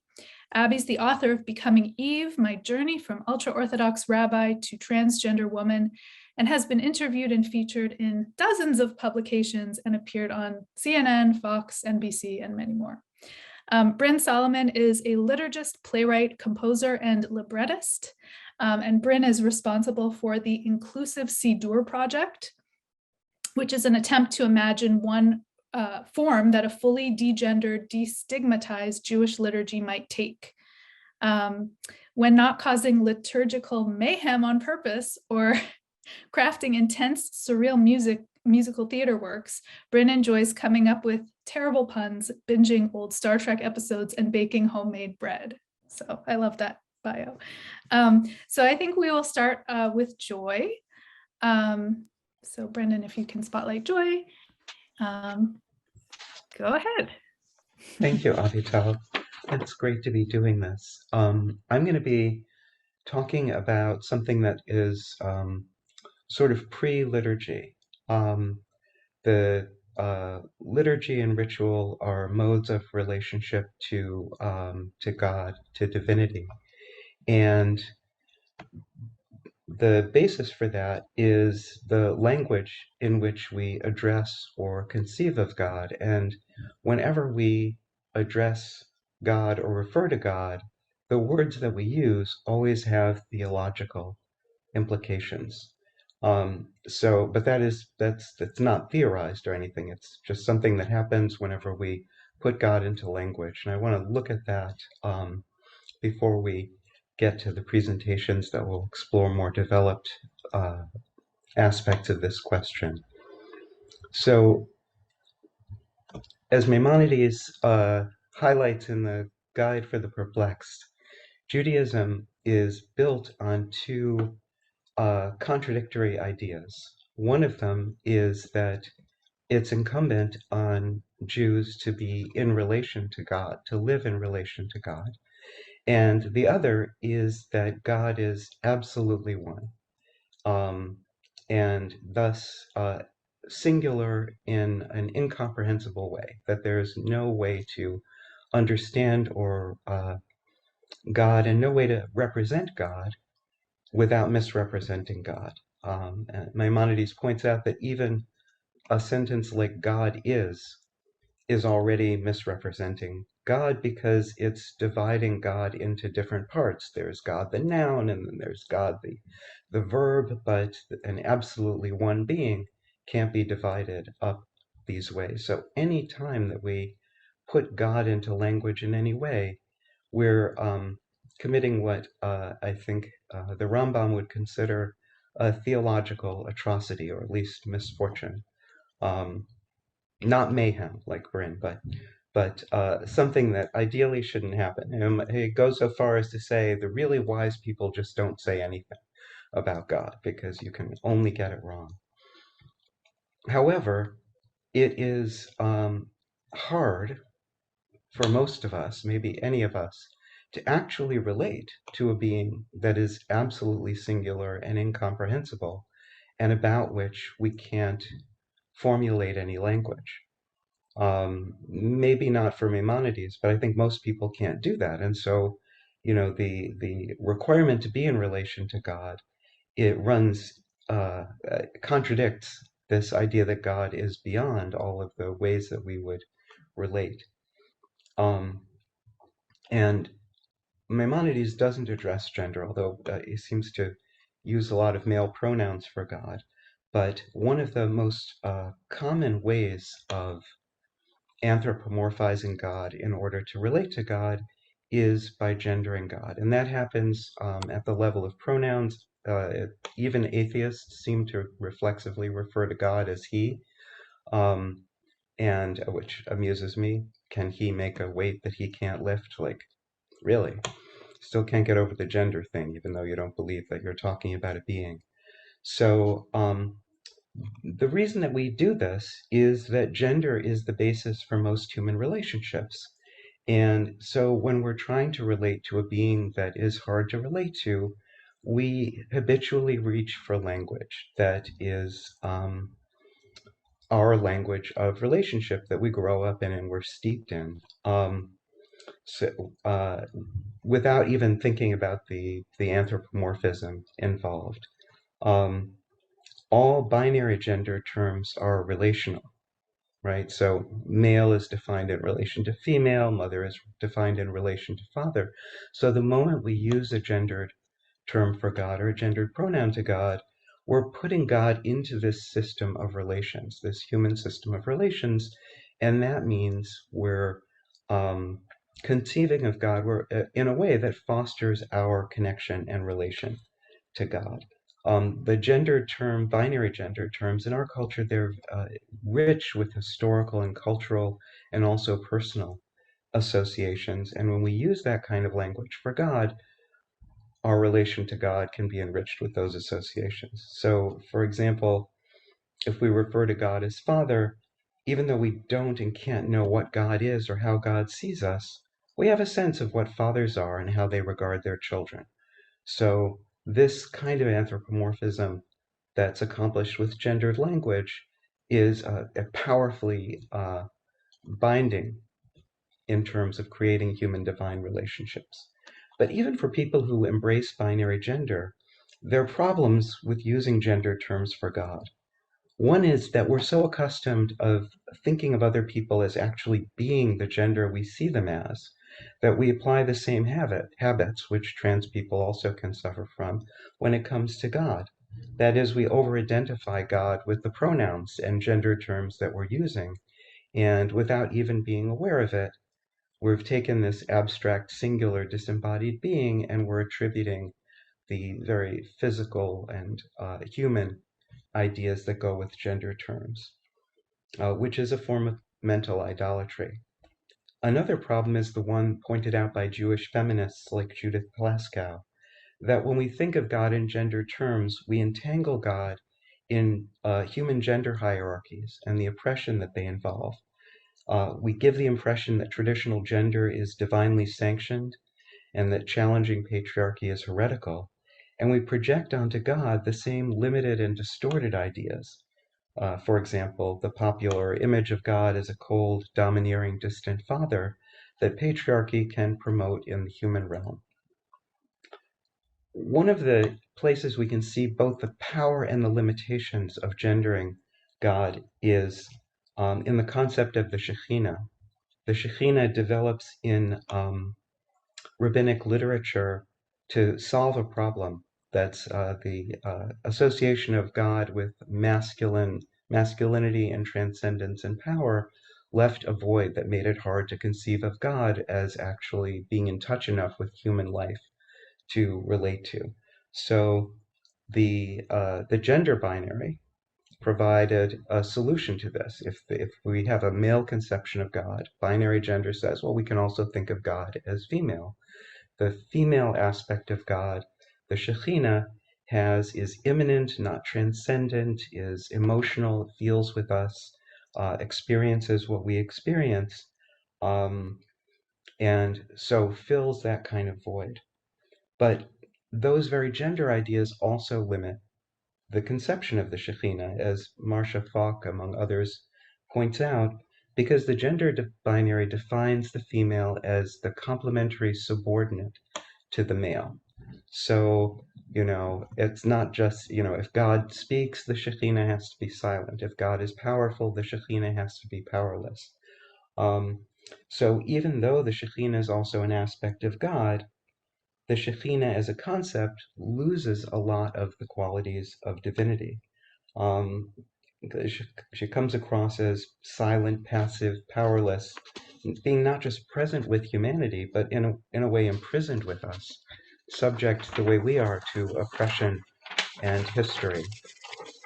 One of the ways that embracing trans experience as part of human experience and Jewish experience can be enriching for Jewish tradition is that trans people live the fact that ideas of gender and the language that carries those ideas are not actually describing the essence or being of people.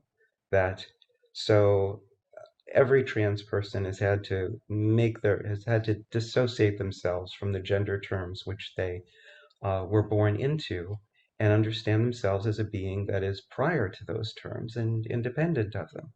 That is a great way that's a great awareness to bring to gendered language for God, right? Because we don't want to enmesh God in those gender terms. So, but let's say we do all, have a kumbaya moment. We're all embracing trans experience as a way of thinking about God. Does that mean that we have to lose the relationship power of gendered language? Or is there a way that we can use what trans experience teaches us about gender being ancillary rather than essential to harness the relationship building power of gendered language and addressing God while avoiding its pitfalls? That's the question that I try to explore in this new book of poetry called Shekhinah Speaks, following up on Marcia Falk's idea that she's like, forget the regular Shekhinah. That's just a creature of the gender binary and patriarchy. I want a Shekhinah who's an autonomous female, which is to say female, but not defined in relation to male.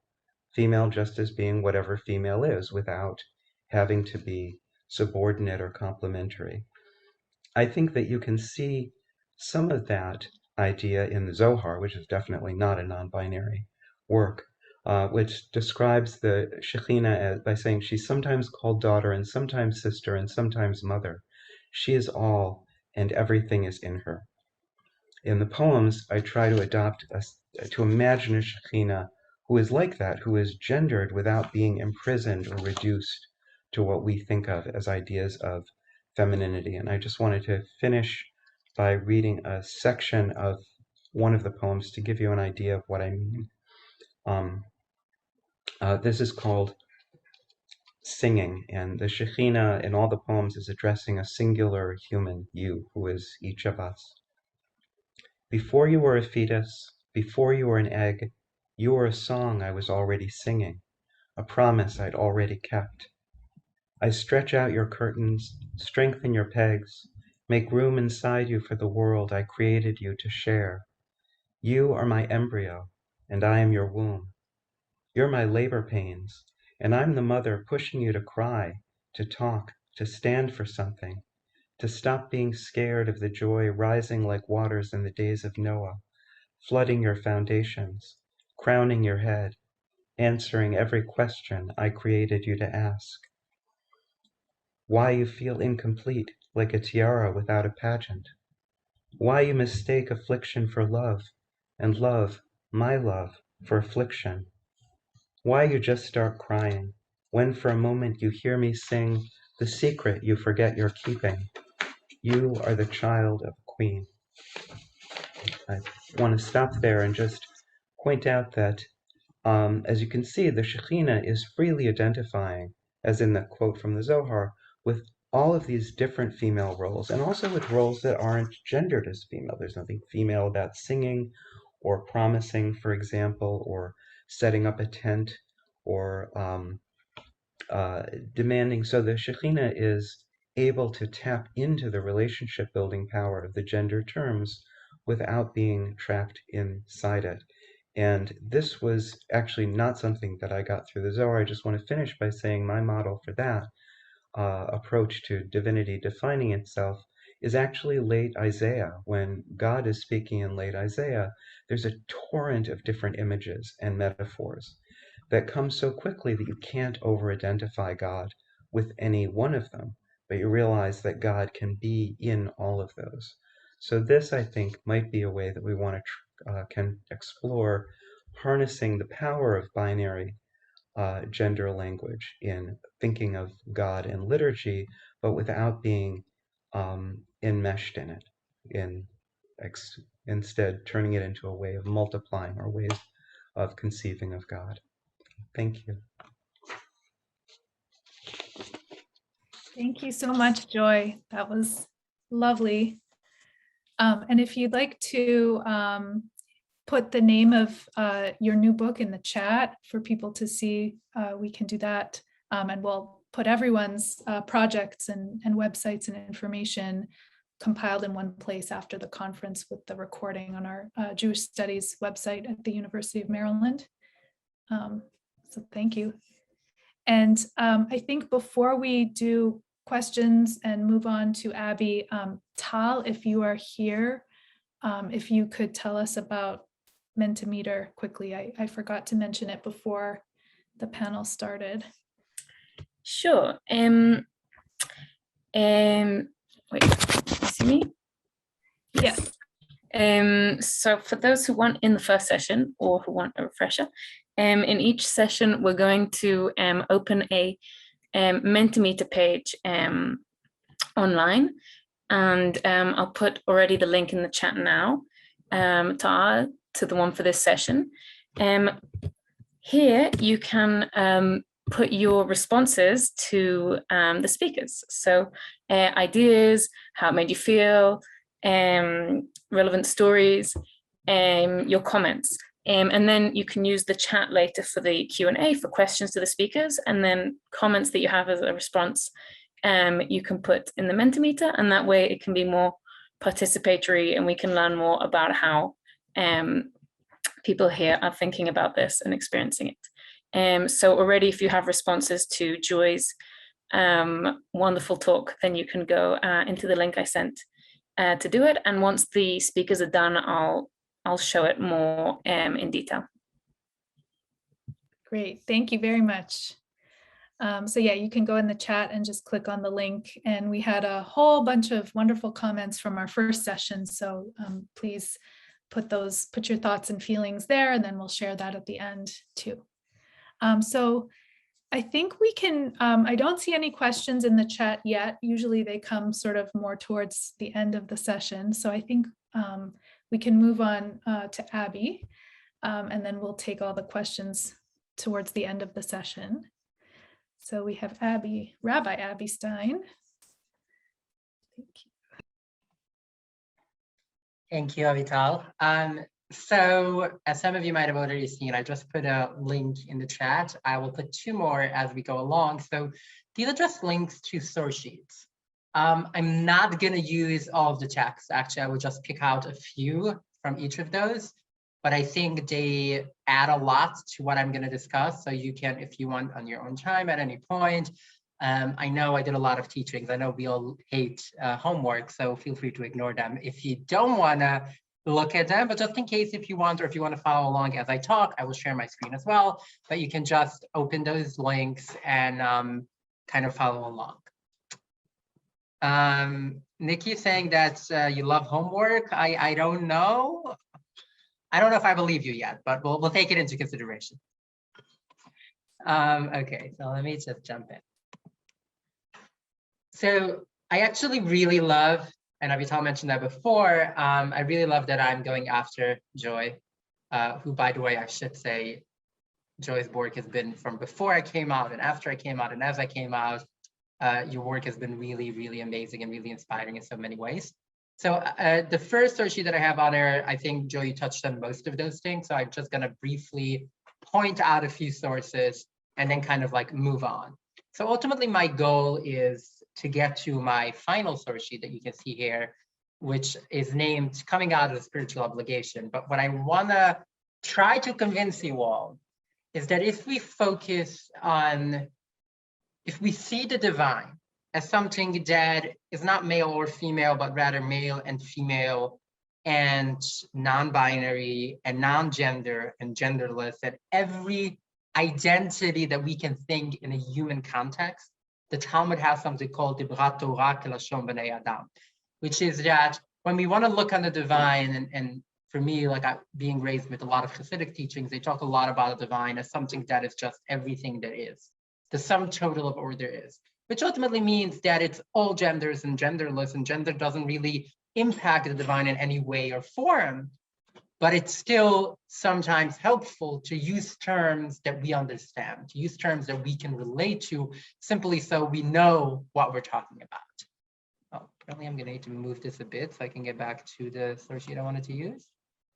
Sorry, my computer decided to make trouble. Give me a second.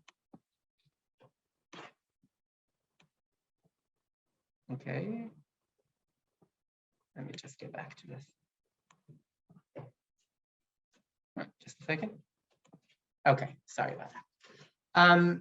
So here's what I'm gonna do in the next 10 minutes. God can be any kind of gender. And it's, at its core, divinity is not gendered. But we have all of those examples of all kinds of gender identities and names used for the divine. And in turn, the only way to, for a concept that, for people who say the prayer of Aleinu, the second part of it every single day, there's this concept of L'taken olam b'malchut Shaddai, which is kind of where the concept of Tikkun olam kind of originates. This concept of creating a better world, creating a perfect world, we all need to be able to lean into that. This is not just a question of linguistics. It's not just a question of, oh, can God be male? Can God be female? Should we gender prayers? Should we gender anything? It goes beyond that. Because once we really internalize that all of the genders and genderless that we have is the divine, it puts an obligation on each and every one of us to try to do our best to live that to the fullest. Because that is ultimately how we create a better world. And it goes beyond, obviously, linguistics and divinity and religion. But we're talking here from that perspective today. I'm going to skip some of these. I just want to point out some of the text that we have here. These are just two very simple examples to show of, in the Torah itself, in the Tanakh, in the Bible itself, of God being described. You got the one from Devarim, from Shirat Hazinu, Halo hu avicha. God is your father. God is your daddy, so to speak, or the divine. And then you get just one other one. I don't remember, I don't know if this is the one you were referring to, but this is just one example, referring to God as a woman, a pregnant woman, to be quite specifically. Again, these are just alluding to it, but it's just an example out of many, many, where the divine is very clearly considered to be both, which ultimately means none. And this is a more important one. I'm going to do the English in a second, but it's the original Aramaic. This is a piece from the Zohar. And without going into reading the whole thing, I think one of the most important lines here, there's a reference not only to his own journeying, but also that of the Shekhinah. I mentioned Shekhinah, but Shekhinah is usually used to refer to the feminine aspects of God. The Shekhinah always went with Jacob, and therefore we learn that every person needs to be male and female at all times. It goes into saying that that can either be through marriage, but it could also be by yourself, through prayer, through meditation. The divine can end up being something in order. It's not just that you can be both. You have to. You have to be able to lean into your masculinity or to femininity, and everyone has different levels. I don't think there's a single person on the planet who has the same idea of masculinity, because most of it is just cultural norms, and the same with femininity. But if you want to think of what does it mean to, in Chassidut, we talk a lot about the Veikut. What does it mean to really relate to the divine, to really connect? It means to be able to constantly go back and forward, to constantly be able to realize and work with both. I'm going to read this quote from Dr. J. Michelson, which I think is a very strong one, referring to that Zohar. The individual mystic soul, gendered feminine, first participates in an act of transgender, homoerotic mystical fellowship with those of their fellow mystics in order to at once welcome in the divine feminine, in some cases entering into an erotic union with her, which is something the Zohar loves to do, and immediately switch gender roles to embody that divine feminine for her congress with the male goddess. Yeah, I want to show some examples, and we can dive, each and every one of these could be like an entire hour-long session. So we're not going to do that, but I'm just going to move ahead. There's another example from the Zohar where the Torah and God, kind of ambiguous exactly who it's referring to, but kind of both of it together, is compared to a lovely princess. It goes into talking a lot of sexual metaphors and sexual ideas. Okay, I think that is all I wanted to share from here. There's still more, but for now, I want to move on to the next one. So let me also share this with you all in the chat.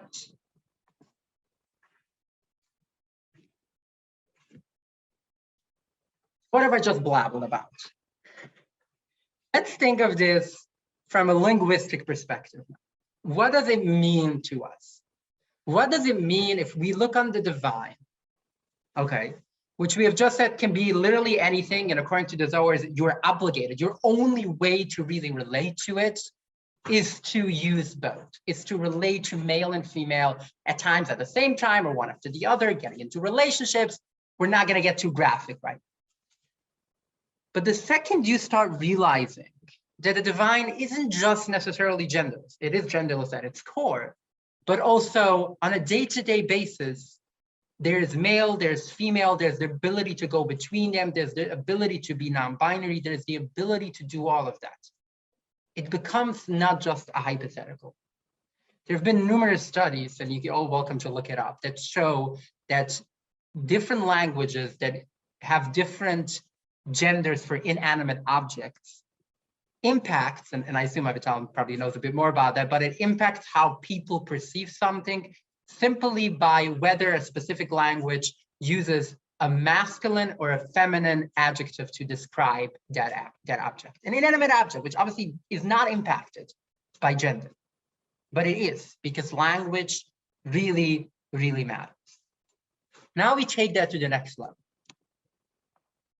If that divine is so genderless, and this very famous verse that many of us know from Bereshit, God created man in, I said here, his own image. We can talk a lot about biblical Hebrew, if masculine actually means masculine. I know Avital and I have discussed that. I personally am a big fan of it, of masculine being a default rather than being actually masculine, meaning what we perceive as masculine in modern Hebrew. I don't think that the people who wrote the Bible, at least to some extent, didn't always necessarily mean to make it masculine, but rather just the default that was used. But forget about that for a second. We just saw that the divine is like all kinds of genders all at once, but also at the same time has the ability to lean into more masculine, more feminine, more non-binary at any given point. And this is who humanity is.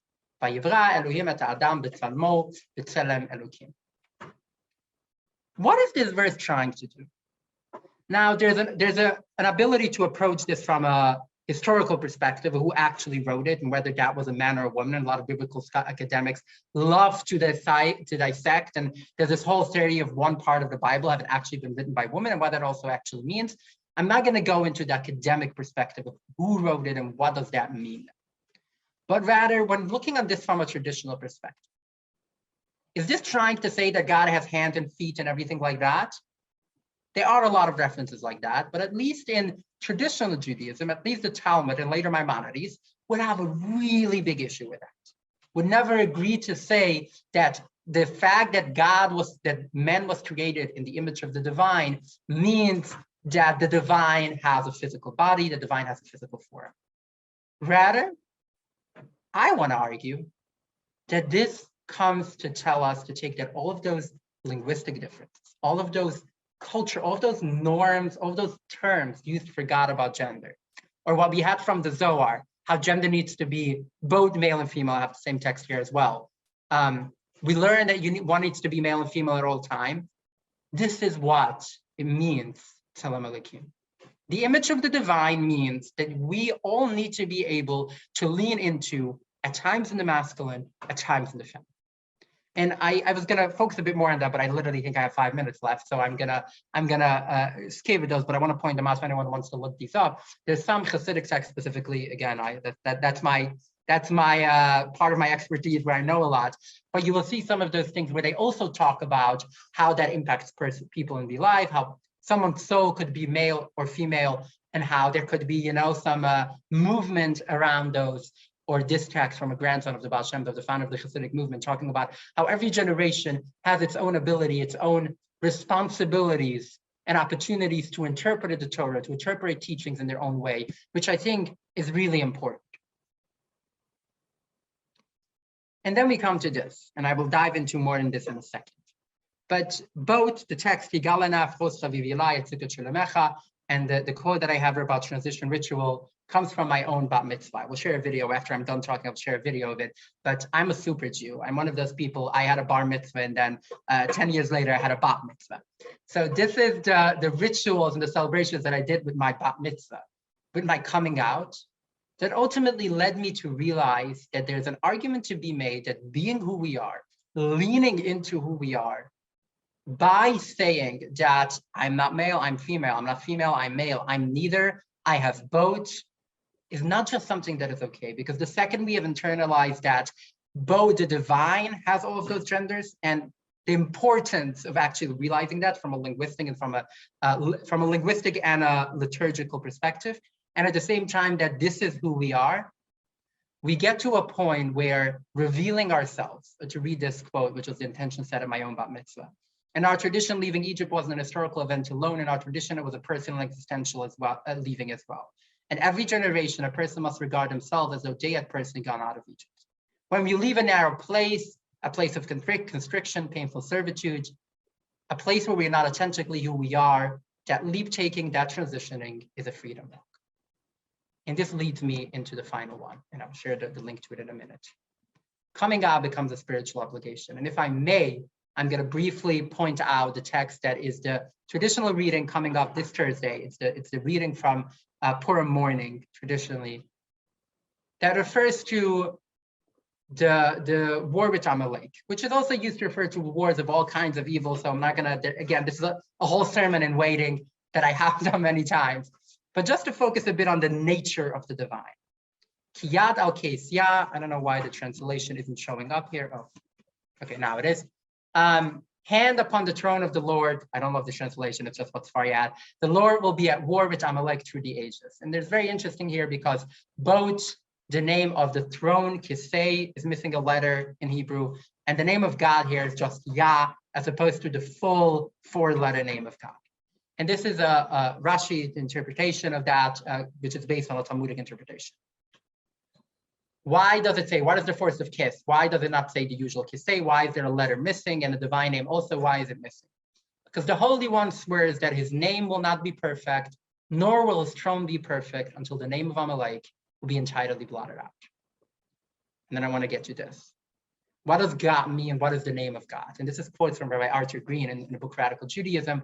But more importantly, it's the most condensed version of a Kabbalistic and later Hasidic understanding of what a divine is. Being, or Yud Hey Vav Hey, the name of God, underlies and unifies all that is. There's no ultimate duality here. There's no God and world, God, world, and self. Only one being, capital B being, and its many faces. When I refer to God, I mean the inner force of existence itself, that of which one might say being is. I refer to it as the one, because it is the single unifying substratum of all that is. Being is one, and each person is God's unique image. Where do we come with this? And I'm not going to read this, but this is the quote from Musaf prayers of Rosh Hashanah. We ultimately just established that the divine is genderless, but also all genders, and transgender and gender neutral, all of it as one. We have established that humanity is created in the image of the divine, and we have established that the world is missing something. The divine is not a whole. Now, I will let you all draw your conclusions, but my conclusion from all of this right now is that coming out is not just something that is okay in Judaism, that being who you are and proudly being who you are is not just something that is a reality. Trans Jews, or in any community, but I'm talking here from the perspective of Judaism, isn't just something that is a reality, whether you accept it or not. It is something that is a positive experience. It is something that is an obligation. It is something that is worthy of celebrating, because the only way we can come to a world where the divine is whole, where the world is whole, where the image of the divine, where humanity and where our communities are whole, are by each and every one leaning into all of those identities. Whether that is through liturgy, whether that is through our actual celebrations, the way we approach community, the way we the way we carry ourselves in our community. Looking on liturgy right now and being, I want to use a feminine God language, I want to use gender neutral God language, is no longer a question of is it okay? The question now becomes, is it okay not to do that? And I would argue it is not. Because if you insist on using only masculine or only one specific God language, you are ultimately preventing the wholeness of that image of the divine, the wholeness of all that can come together to create it. And yes, ultimately leading to a world where gender doesn't impact anyone and where it doesn't matter. But let's not fool ourselves, we're very far from it.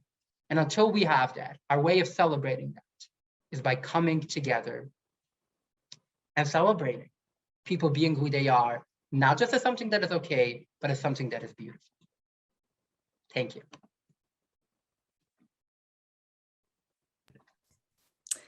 Thank you so much, Dr. Stein, or Rabbi Stein, slicha, sorry.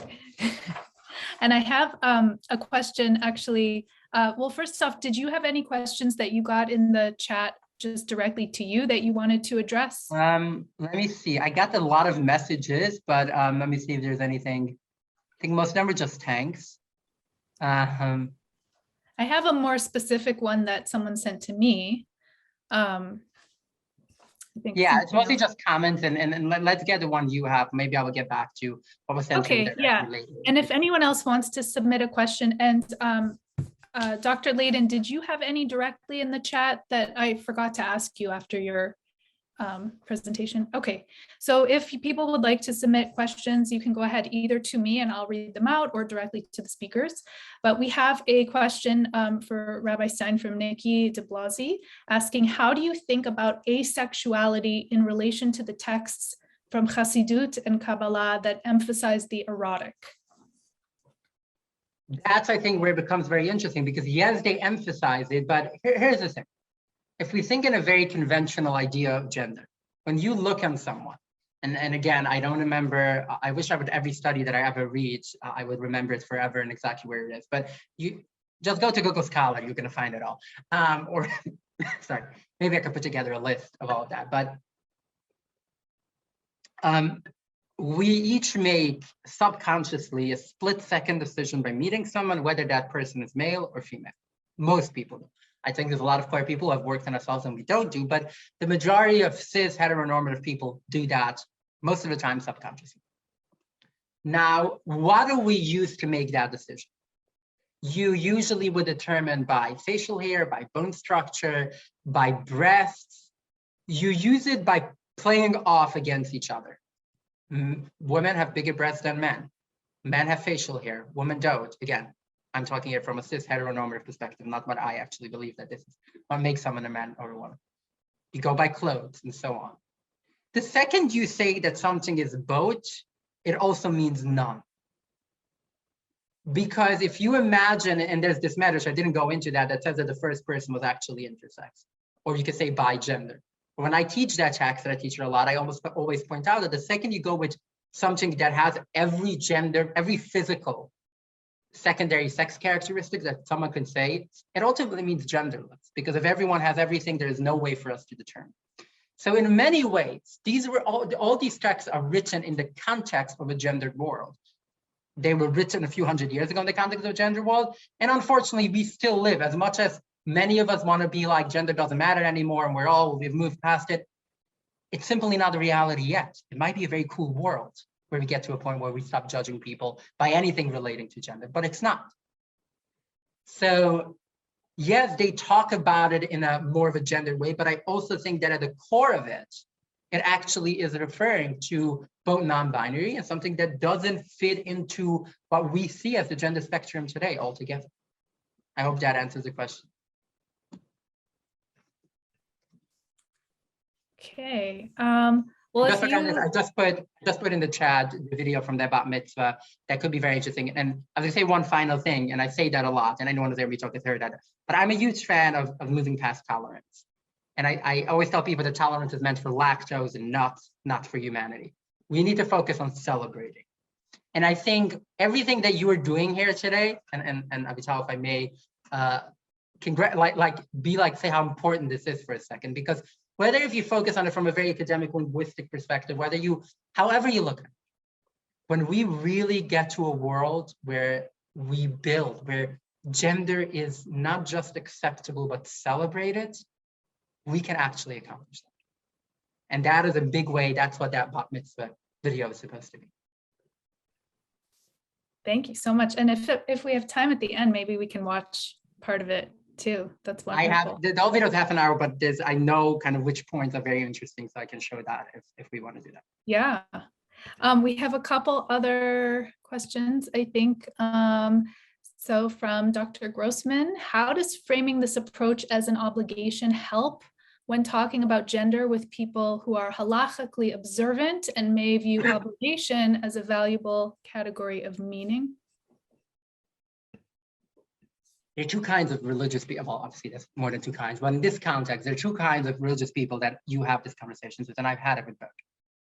There are people who legitimately believe, not that it's a legitimate belief, but they sincerely believe that the religion that they believe in is gendered, the obligations are gendered, and it has to continue that way.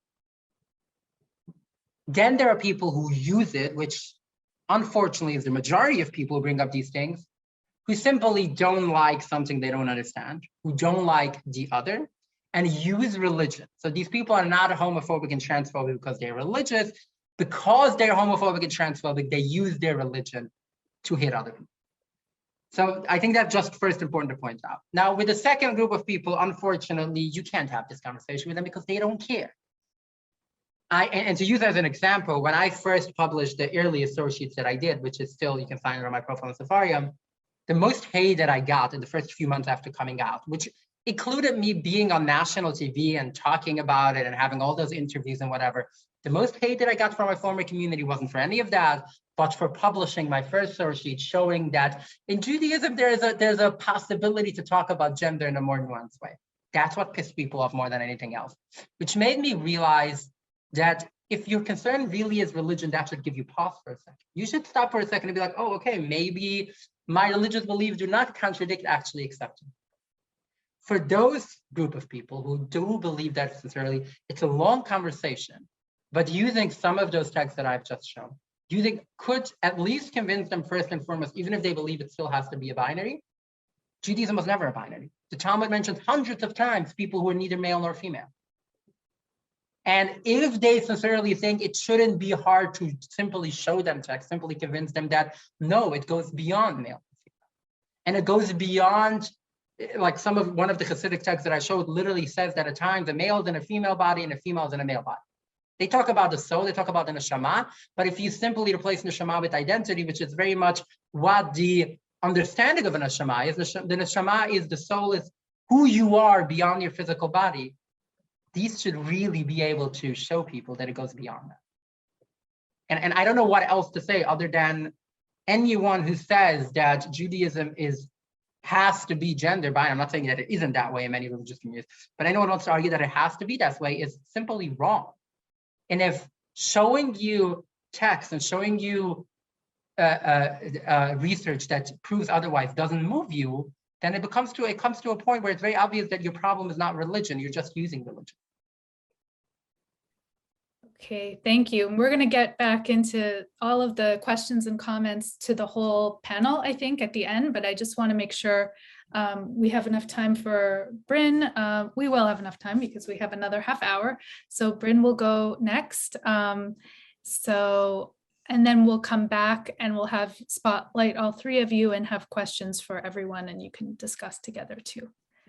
So go ahead, Bryn. Hello, my name is Bryn Solomon, and as Professor Cartman said, I'm responsible for the Inclusive Siddur project, which is an attempt to imagine what shape Jewish liturgy might take if you went through the whole service and, among other things, made all references to God and also non-specific people truly gender neutral in both the Hebrew and the English. And in order to do that in the Hebrew, I use a modified and expanded version of the non-binary Hebrew project, which you'll be hearing more about in the third session of this conference when Eyal Rivlin talks. So I've said quite a bit elsewhere about the motivations for this project, as well as about the specific changes that I made. So today I sort of want to zoom out and situate this project in a larger context, both ancient and more recent, of making room for gender neutrality or gender expansiveness in Jewish liturgy. And some of the sources that Rabbi Stein talked about are actually going to be showing up in here as well. So you're going to get some repeats. Before going further, I do want to distinguish between two different kinds of gender: sociological gender and grammatical gender. So sociological gender has to do with social categories, whether someone is a woman, a man, neither, both, something else, while grammatical gender has to do specifically at its most basic with what sets of endings, words like nouns, adjectives, verbs need to take in order to mesh properly for a sentence to make sense. These two senses are obviously intertwined in both Hebrew and in English. If someone is in the social category of woman, then I'm going to use grammatically feminine words to talk about her. But I think it's useful to bear the distinction in mind, because if you're grappling with these two different kinds of gender, you often need to tackle very different kinds of questions, and you need different approaches to find solutions to them. So in grappling with sociological gender, you often have to ask questions about how you want society to be set up and how you want people to relate to one another. In the case of Jewish liturgy and Jewish ritual law, questions of sociological gender affect everything from how marriage ceremonies are conducted to who can lead prayer and who is obligated in which mitzvot. And different people bring very different values to these questions, and finding solutions, it's very difficult to find one where you can just sort of copy and paste answers in from one context to another. On the flip side, unless you believe that one gender is inherently superior to all other genders, changing the grammatical gender of things often doesn't require grappling with deep societal questions. If I change from he walks to the store to she walks to the store, I don't really have to think a lot about society to make that change. But where it does get tricky, especially in Hebrew, is if I want to find an alternative to he or she in the third person, then you sort of have, instead of pulling society apart and restructuring it, you have to pull the language apart and restructure that and find new forms and new words and new ways of putting the language together. So it's not that one of those is harder than the other, it's just those are very different kinds of work that you have to do in order to tackle these two different kinds of gender. And as I said, these are obviously interrelated, and there are times when tackling grammatical gender also does bring up sociological questions and vice versa, but it's, I think, useful to have that distinction in mind going into this. So the conventional wisdom is that Hebrew is a strongly, rigidly gendered language with everything either masculine or feminine, no exceptions, and that traditional Jewish texts, especially in Tanakh, in the Bible, reflect a similarly rigid sociological gender binary with no real room for flexibility. Rabbi Stein has already sort of pointed to some exceptions to that, and I'd like to talk about a few more and a few additional ways that there's room for flexibility and nuance in there that I think is often elided when people talk about questions of gender in Hebrew ritual and liturgy. This isn't to say that, Tanakh is some guidebook to creating a queer utopia, but I think it's important to look honestly and carefully at the texts of our tradition so that we're not erasing the actual history and potential that is in the Jewish past. So I want to start with Psalm 148, which shows up in Jewish liturgy at the end of the morning, at the end of the Psalm section of the morning service. It's a sweeping exhortation to pretty much everything in creation to praise God. And towards the end, we get the following sequence of lines. This is verses 11 to just the beginning of verse 13. And this is a word-by-word translation courtesy of yours truly. Kings of the earth and all commoners, princes and judges of the earth, bachelors and bachelorettes, elders together with youths shall praise the name of Hashem. Bachelors and bachelorettes is maybe a little cutesy, but contemporary English doesn't have great words that mean specifically young unmarried men and young unmarried women, which is the valence of the Hebrew terms in question, bachurim and betulot. The important thing is that they're two similarly situated groups of people distinguished primarily by gender. And that's important because that whole passage is full of a rhetorical device called merism, M-E-R-I-S-M, which means naming two contrasting ideas to imply a totality. So if I say I looked high and low for my glasses, that's a merism. I don't mean I only looked on top of the fridge and under the couch. I mean I looked everywhere for them. And similarly, when Psalm 148 says elders and youths shall praise Hashem, it doesn't mean that octogenarians and toddlers are going to do it and middle-aged people are going to go worship Baal. It means everybody, no matter how old you are, is going to praise God.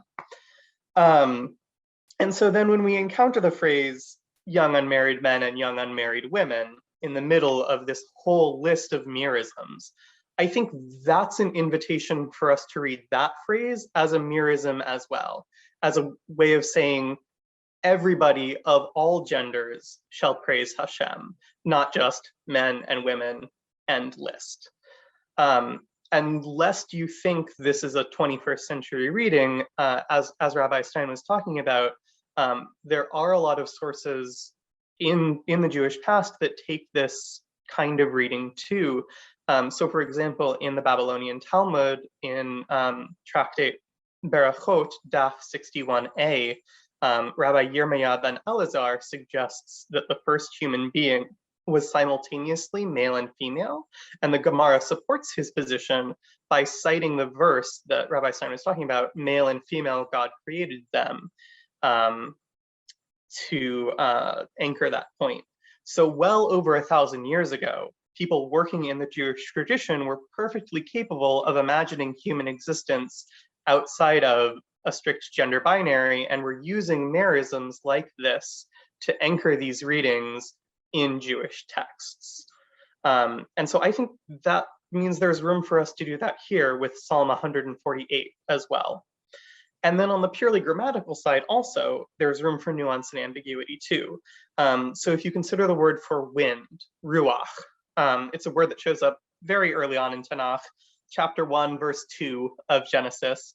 When the wind from God hovers on the surface of the water, that's the word ruach, and it's unambiguously grammatically feminine there. But later on, during the plague narrative, if you look in Exodus chapter 10, verse 13, when Moshe holds out his staff and an east wind comes and brings the plague of locusts, it's that same word for wind, ruach, and it's just as unambiguously grammatically masculine there. And I think there's something sort of profoundly potent in that, in the idea that, because that same word ruach gets used for the ruach hayim, the breath of life that ties us to the entire animal kingdom in the flood narrative in Genesis. And I think there's something really beautiful in the idea that that word can slip between grammatical genders like that. So the way we know that ruach slips between genders like that in these contexts, at least, is through the verbs. In Genesis, the word for hovering, merachefet, is feminine. And in Exodus, the word for the wind brought locusts, nasa, is masculine. That's not infrequently the case in Hebrew, because in Hebrew, the verb is very heavily gendered, much more so than in English.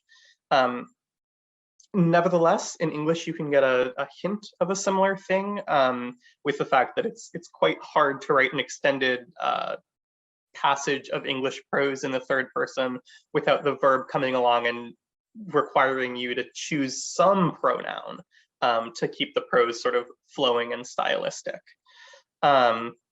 Which gives rise actually to one of my favorite phenomena in prayer book translations as we move into the 21st century. So English prayer book translations in the 20th century usually use he, him as a pronoun for God. Not universally, but most of them pretty consistently in the conservative, reform, reconstructionist movements, and several Orthodox prayer books as well, the ones that provide English translations at least. And then as you move into the 21st century, more and more of them start trying to degender the God language in various ways in the translation, as feminist concerns start to come to the forefront. And sometimes when they do, one strategy that they use is to shift things from the third person to the second person to avoid having to choose a pronoun in the third person. And so in the Reform movement, the 1975 Gates of Prayer Siddur, the final blessing before the Shema ends, who loves his people Israel. But in the 2006 Reform Mishkan Tefillah Siddur, it reads, who loves your people Israel. So they've just, the Hebrew hasn't changed, but they've moved it from the third person to the second person as a way of degendering it. And a similar thing actually happens in Hebrew, because Hebrew verbs do have gender in the second person, but they don't have gender in the first person in the past and future. And so a lot of gender neutral wedding contracts, for example, will be written in the first person plural. We will build a house together, we will love each other, because that's a way of using traditional grammar to write a degendered, a totally genderless wedding contract, ketubah. And in the realm of liturgy specifically, when calling someone up to the Torah for an aliyah, many egalitarian communities will change the traditional ya'amod or ta'amod, which is let so-and-so stand in the masculine and feminine, respectively, to ekra la'amod, I call so-and-so to stand. Again, moving into the first person from the third person to avoid the gendered language. So these are useful strategies, but they can only take you so far. You know, it's all well and good for me to write about myself in the first person, but it would be pretty weird for someone else to write about me in the first person, and constantly using merisms is not really a viable strategy in that context.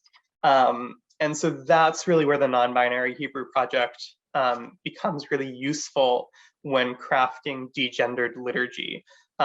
Because so Eyal is talking in the third session, and I don't want to spoil that talk, but just to give you a preview, the non-binary Hebrew project does that work of pulling Hebrew apart and creating third gender forms for non-binary use that let you talk in the third and second person without using grammatical gender, as though it's been there all along. And so to make my Siddur, I used the non-binary Hebrew project. I had to expand it a little bit to account for some biblical forms that aren't really used in contemporary spoken language anymore. And I also altered their plural system a little bit so that it was more compact, because I needed to fit, for the purpose of rewriting some of the Psalms, I needed to keep the scansion the same and needed to crunch in some syllables into some pretty tight spaces. And then I just put it into practice, recasting forms that refer to God or unspecified human beings into these new ungendered forms. And so I think at first blush, when people encounter this project like out there in the wild, I think it seems like kind of a stark radical break with Jewish tradition, but I really do see this work as being in line with a long lineage from the Jewish past. I'm really not the first person to rework Jewish liturgy to accommodate expansive notions of gender, either in English or in Hebrew. And as I hope I've given some indication of, we can find room to play with gender, both sociological and grammatical, in the very earliest strata of our religious texts. In each generation, we find ourselves at Sinai again. We inherit a tradition, and it's up to us to carry it forward through the wilderness, reshaping it as we go for the needs of our moment. The generation that comes after us will do the same. The work of making gender inclusive liturgy is not beginning, nor is it at an end. It is continuing and continuous. The Inclusive Siddur project is my attempt to make a contribution to this project, to take the conceptual work that's been done to degender liturgy and English translation in recent decades and reflect it back into the Hebrew now that the option is available. Whether it lasts beyond the present moment is up to those who come to Sinai after me. Thank you for your time. Thank you so much, Bryn. Thank you all. And maybe Brendan, if you are here, if we could make a spotlight with the three speakers. And I have a question that someone submitted to the panel, but I wondered first if the three of you, if you received any questions in the chat directly that you would like to share and answer, or maybe you need some time to read them. I was just saying, apparently someone noted that the original question that you asked me was about sexuality, not about gender. But I think I would say kind of the same idea in terms of asexuality, the same idea would apply. Quite frankly, you could even look on that Zohar as a really good example of that, because they start out by saying how everyone has male and female, and kind of like your way of doing it is to have like if you are masculine, you have a feminine partner, and together you are able to relate to the divine. But then I'm like, and then they continue with like, no, but you are also able to accomplish the exact same thing without a partner. They talk about it through prayer.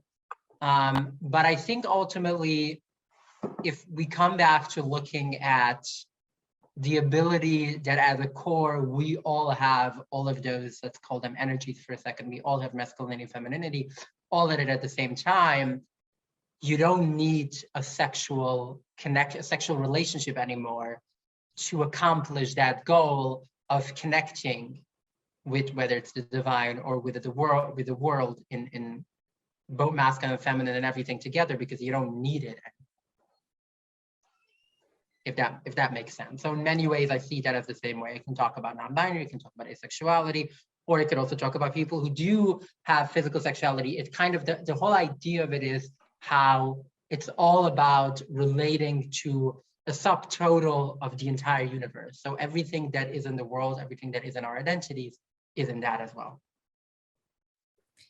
Great. And so we have a question from Khazan Joanna Dulkin, who asks if all three of you could address the terms gender neutral versus gender inclusive or gender expansive. We've heard all of these terms today, but if you could sort of talk about your reaction, your feelings to those. Bryn, did you want to can go around this way? Sure. I tend to use most of those fairly interchangeably, depending on the vibe of the moment. Could you read the list of the specific terms submitted So again? It was gender neutral and then gender inclusive, gender expansive. Yeah, I guess gender neutral and gender inclusive, I think of as basically synonymous. If other people have strong opinions, I'm curious to hear them. Gender expansive, I think of it as having a slight additional connotation of referring to specifically people who exist outside of the male-female binary, but again, that's a connotation more than a like specific definition. And I wouldn't put up like rigid walls between those three terms. I think I feel more valence to those different terms than you do, Bryn. Gender neutral, I feel like, is well, when you were talking about putting things in the first person or the second person to simply remove or de-emphasize the element of gender, and that can be done linguistically but also sociologically.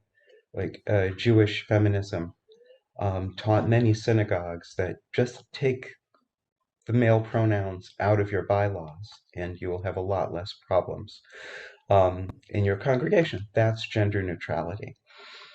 But becoming gender neutral, as Jewish feminists found, doesn't actually mean inclusion of women or of anybody else. It's just trying to de-emphasize the element of gender. It lowers bars, but it doesn't mean affirmative valuing of anything. So for me, gender inclusive is more saying we value gender as a dimension of humanity. We want to create a space in which all kinds of gendered people are welcome and feel valued. Gender expansive feels to me more like building a social and linguistic system with the recognition, as you were saying, Bryn, that gender is a work in progress. It's an intersubjective shared system. It's actually a whole bunch of them that is constantly in a dynamic state. And so if you take a gender expansive approach, you, number one, recognize that there are people who aren't going to fit into whatever the slots you have. If you have 2, 5, 7, however many there are, there will always be people who require some kind of more slots. And you say, yeah, we're building our system or our community or our language with a recognition that this is a work in progress and not trying to nail it down. I think gender inclusive is maybe better at enumerating. Like that's my problem with the retrofitting of Jewish tradition is saying, well, yeah, it doesn't exactly say it, but merisms and stuff like that, we can absolutely, we should be able to reread the tradition any way we want to. But for a lot of people, there's a big difference between whether you're named or whether you're not named. And there's a value that's given to elements in the tradition that are named, like this sexual energy in the Kabbalah, for example. Naming that sexual energy doesn't exclude recognizing, as you were saying, that you're relating to the universe. It's, you know, you don't need this kind of concept. You don't have to be limited by it. However, it is highlighting this aspect as a form of holiness and unification. And so it's different to just leave it out. So I would say inclusiveness tends to name stuff and say people need to be called in to really be included. Gender expansiveness says well, we got to build this in a way that it will keep growing as we go. I very much copy what Joy said in many ways, and I think I would use them in different contexts. I will say, Joe, that I usually don't like gender neutral. It gives me very weird vibes. If I may sound like a millennial for a second, I just don't. It's a bit hard to describe it. It just seems a bit to me.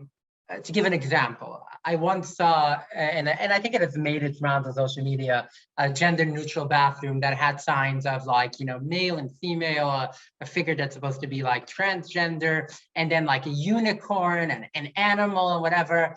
And like first you might look at it and be like, oh, that's so nice. But then I'm like, it sounds a lot to me like you're saying, well, fine, use whatever bathroom you want, but only because like, if you're a unicorn, you can also use it.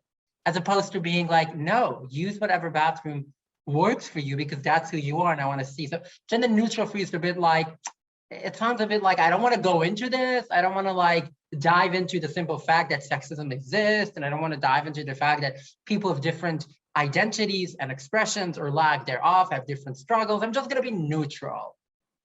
It's almost, I'm not saying that that's what a lot of people who say it mean, but to me, it feels sometimes a bit, again, as a personal feeling, it feels a bit like people say they're colorblind when it comes to race. You're not, you're pretending to be, you just don't want to engage with it.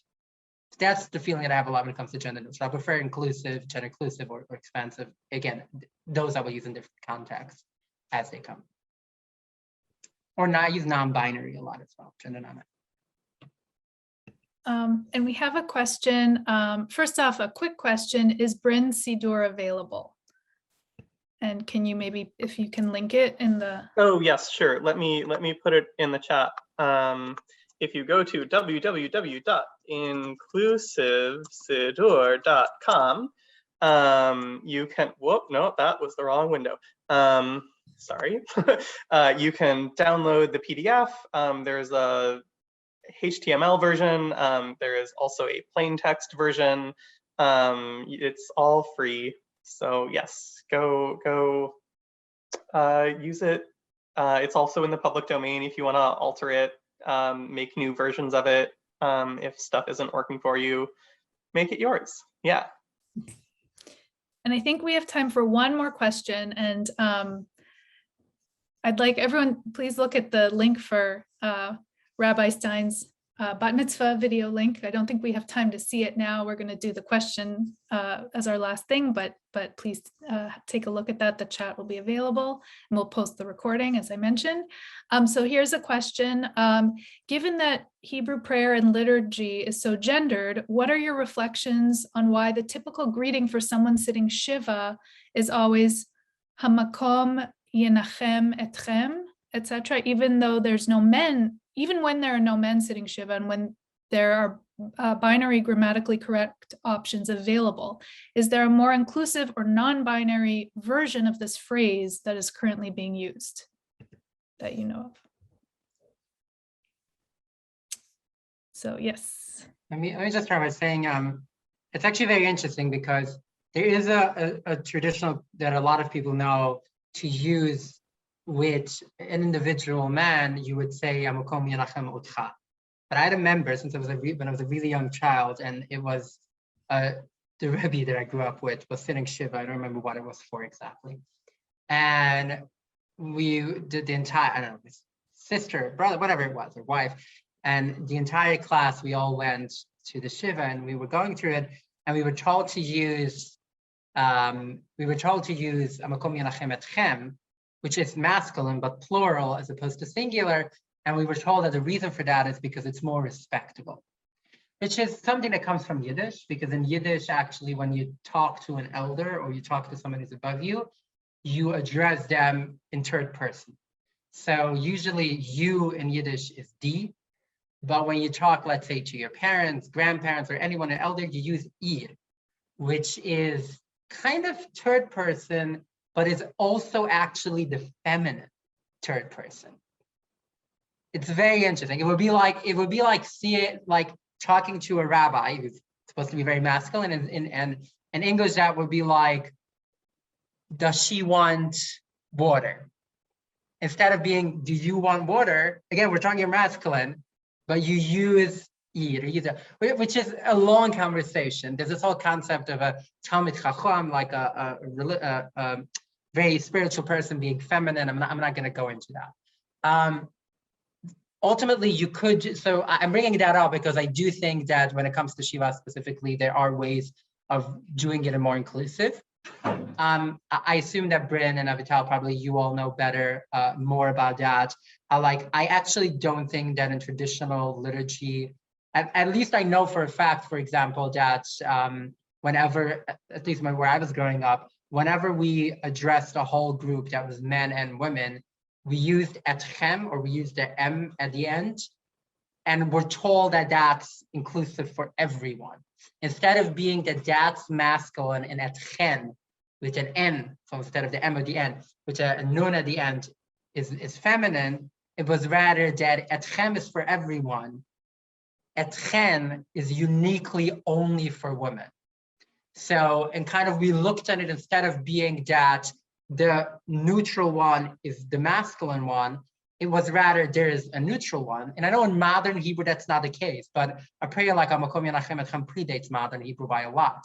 And that's totally not out here. I legitimately, it's very strongly possible that it was not meant to be when it was written. It was in no way meant to be masculine. And at least we were always told that you use a separate one for women as a matter of respect.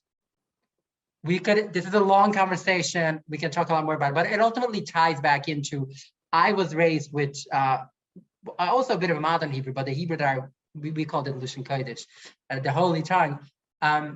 It was in many contexts made very clear that what is in modern Hebrew considered specifically the plural masculine is actually the plural neutral, not masculine. And then I know it's a long conversation, a long debate, but we actually did that on a day-to-day basis whenever it came out, and everything that we approached in community, what is in modern Hebrew masculine plural was actually just plural, period. And it was just a unique one when addressing just women.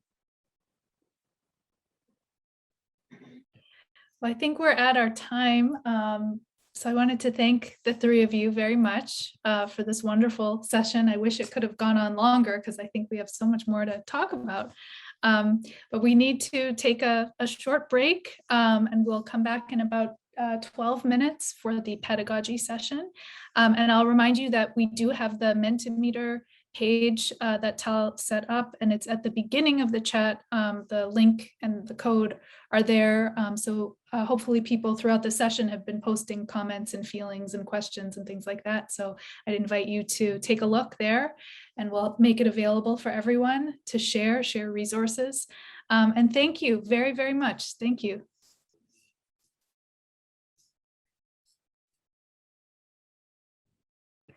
Okay, so we're recording again. Great. Okay. Well, welcome everyone. I think everyone's trickling in, which is great. We're getting to our third and final session of the day. So this is on language, gender, and pedagogy. So I thank all of you for coming today. It's been really wonderful. Just a great experience, and we're really enjoying all of your wonderful questions and comments and appreciate them so much. So we're going to go from now until 4 p.m. Eastern time. So you can do the calculation for your time zone, but it'll be about an hour and a half. We actually have 5 speakers this session, and each person will talk for either 10 or 15 minutes and then followed by a few minutes of questions. And then at the end of the session, we'll have some time for additional questions as well. And hopefully Tal will come back in and talk about Mentimeter, which is a page that they have set up to post feelings, thoughts, ideas, and we'll share that soon. But I'll tell you about our wonderful speakers first. So Dov Wiener, we have, and I have an update here, Dov, so I can read more accurately. So Dov graduated from the University of North Carolina at Asheville in 2021, so a recent grad.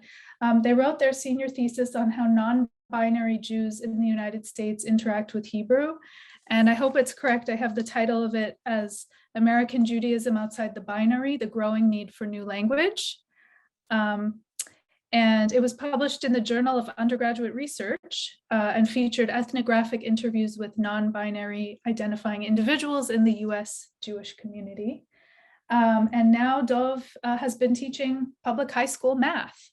And they try to make a space that queer and non-binary students feel welcome. So we're very happy to have Dov. Jen Braveman was executive director of Habonim Dror Camp Moshava from 2012 to 2021. During that time, Jen provided leadership to make Mosh a more gender inclusive community, including the use of gender inclusive Hebrew and the creation of all gender housing option for campers and staff. And Jen is currently practicing as a psychotherapist in Silver Spring, Maryland. I just want to make sure that Tal is back in. Tal is back in. I think Kapieta's the co-host. There's Tal. Okay. Thanks. Sorry about that. That's okay. And so Erica Kushner, who will be presenting with Jen, is the Mazkirol Klaliol, or director at Habonim Dror North America, the Labor Zionist youth group. They grew up going to Habonim Dror Camp Galil and spent many years there as a camper, counselor, and on leadership. After graduating from West Virginia University, they joined the Mazkirut Artzit, which is the central leadership body of Habonim Dror North America. So welcome, Erica. We have Tal Jenner Klosner, who I have your, I don't know where the updated, hang on just a second. You sent me your updated bio, so I have it here. I won't read the old one. So Tal is the coordinator of Hebrew teaching at This Is Not an Ulpan, which is a school in Israel that teaches Hebrew and Arabic, and it's based on the principles of critical pedagogy. In 2015, they co-founded Babel's Blessing, a community language school in London. Tal graduated from the Middlebury College with a master's in Hebrew pedagogy and specialized in Hebrew and gender. Tal has been interviewed and featured in the New York Times, the Times of Israel, and other publications. And finally, we have Eyal Rivlin, who is an associate teaching professor in the program of Jewish Studies at the University of Colorado Boulder and the director of the Hebrew program there. He's the co-creator, along with Lior Gross, of the Non-Binary Hebrew Project. Eyal is also a professional musician specializing in Hebrew, Jewish, and Israeli music. So we are going to get started with... Shall I explain about Mentimeter first, Avital? Yes, I almost forgot again, but please take it away. For those who haven't been in the first two sessions, we're using a platform called Mentimeter for people to give their responses. I'm putting a link in the chat now for the Mentimeter for the third panel. And you can write there your ideas, responses, comments, feelings about the speakers, and then you can use the chat in Zoom just for the questions for the Q&A. It's been worked very well for the first two sessions so far. So feel free to use it throughout. You can use it more than once. And then afterwards, we'll send a PDF with everyone's responses together with the resources sheet, so you can see what other people here today had to say. Great, thank you very much. And we're going to begin with Dov. So before I start, I want to say thank you to Avital for organizing this. Also to Lior Gross for helping me to get into this community. My fellow speakers, it truly is an honor to be among you, to even be considered to be in this group of people. And also, RJ, every time I get an email that I feel unqualified for, thank you for calming me down. So shalom, my name is Lior Dov Wiener. I go by Dov. I use they, them, and he, him pronouns in English, and in Hebrew, I switch between masculine and feminine. In 2021, I finished a paper about how non-binary American Jews speak Hebrew. When I learned Hebrew, it was before I even knew what non-binary people were. I remember asking my Israeli Hebrew teacher once in high school how I would refer to someone who wasn't a man or a woman, and she was confused by even the thought of my question. And that question stayed in the back of my mind while I was trying to figure out my own gender. And eventually, when it came time to write my senior thesis in religious studies, it came back. It was 5 years later and I still didn't have an answer, so I decided to find one. For one semester, I worked just on pedagogy. I found the Non-Binary Hebrew Project and Orit Berchlin's work, and they were close to what I was looking for, but not quite there. Orit gave me an idea though. Her interviews were done with Israelis, but I'm not an Israeli. Their situation is not my situation, and I decided to try to find non-binary Americans who speak Hebrew and see what they were doing, trying to find a solution for myself. I found 6, as well as Lior Gross. Well, they found me. I started asking people what they were doing, why they did it, how they felt about Israel, about the Israeli Language Academy, the Non-Binary Hebrew Project. I talked to people who were fluent as well as people who only used liturgical Hebrew, secular Jews and religious Jews, rabbis' children, Hebrew school teachers, converts, students. The answers I got were incredibly diverse. There were a few common themes though. On the whole, they didn't feel the need to be doing the same thing that Israelis were doing. They cared even less what the Israeli Academy thought. Not everyone was pro-Israel, but even among the people who I talked to who were Zionists, they simply didn't feel like the Israeli solutions worked for them. There wasn't really a consensus about what the best solution for Americans should be. Some of them really liked the Non-Binary Hebrew Project. Some of them thought that it was in danger of taking things too far. Honestly, the ways people were using Hebrew were as diverse as they were. I believe that this comes back to how non-binary people are allowed to function in English-speaking societies. In America, Jews grow up speaking mostly English. English doesn't have inherent gender to everything. It also has a built-in gender-neutral pronoun they. No matter what people think about it, and no matter what people who are not non-binary feel the need to enforce upon people who are, it is in our language and it has been for hundreds of years. Because of this, there's a large population of non-binary people whose goal is to exist outside of their gender binary. Unlike binary trans people, our goal is not to pass. This is something that is possible for us. In Israel, where people speak mostly Hebrew, people are forced into a binary whether they like it or not. People who exist outside of the binary find ways to use language for themselves, but what they're starting with is different. They are starting within a binary language and they find a way to make it empowering. There isn't as much of a need for people to exist and for people to create explicitly gender neutral options. They have found a way to exist and thrive within these limitations that they have. Non-binary Americans, we don't start within those limitations. When gendered language is forced upon us, we see it really as a limitation, not as that empowerment that Israelis can find. The thing I want to stress is that neither of these solutions should be seen as less than.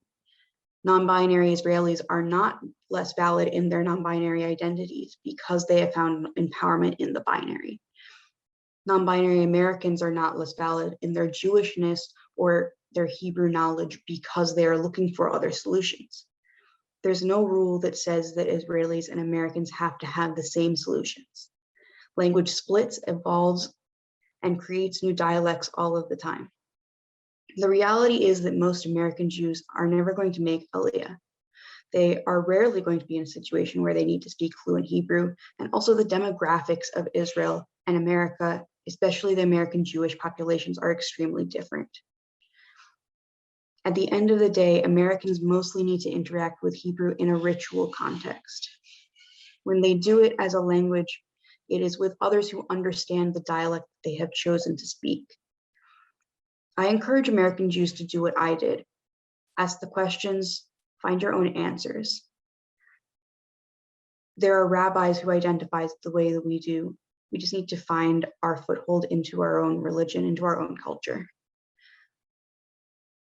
You no longer have to choose between loyalty to your ancestors and making something that has enough room for the people who come after you. That was short, wasn't it? That's great. Thank you. Thank you very much, Dov. Any questions for Dov? Did you get anything in the chat by any chance directly to you?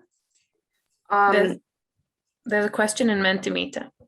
Oh, okay. Can you read it to us, Tal? Yes. Hi, Dov. Thanks for your wonderful insight. I wonder whether there is really a binary of difference between non-binary Israelis and Americans. This question comes from Daphna Stromsa, an Israeli-born non-binary person who doesn't feel this way about language. I don't think that necessarily there is a clear binary, like this, the same way that most things that are in a binary, there's always exceptions. However, because there is just inherent differences between Americans and Israelis because of the society that we live in. Like there are people who are Israelis who might feel the same way that I do about gender. There are people who are Americans who might feel the same way that Israelis do about gender.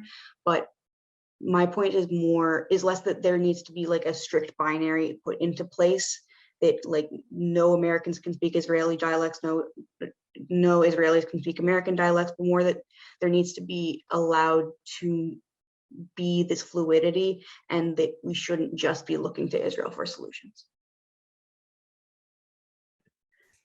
Thank you. Yeah. I have another question.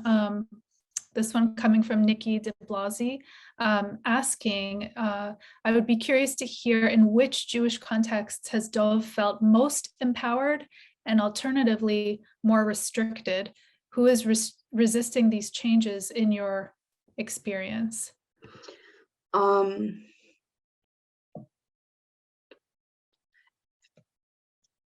So I went to Jewish high school. That was when I started learning Hebrew. That was when I first started coming out. We were pretty heavily associated with Chabad. There were definitely some situations when I was in high school, when I was still trying to figure everything out and like toe the line a little bit, that I felt some pushback.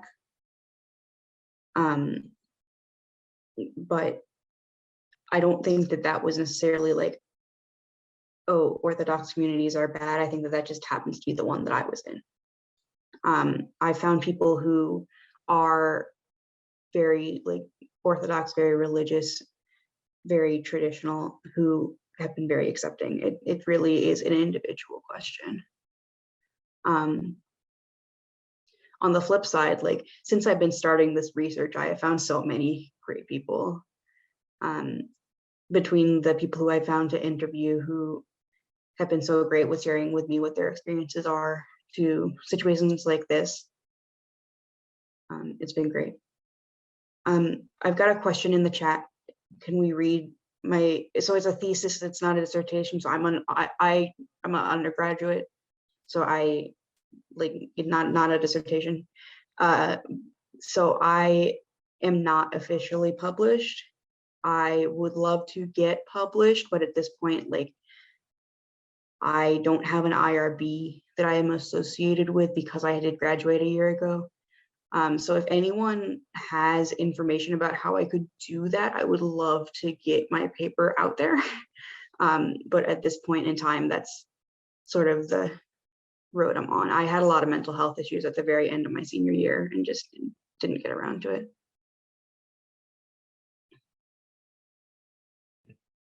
Okay, thank you.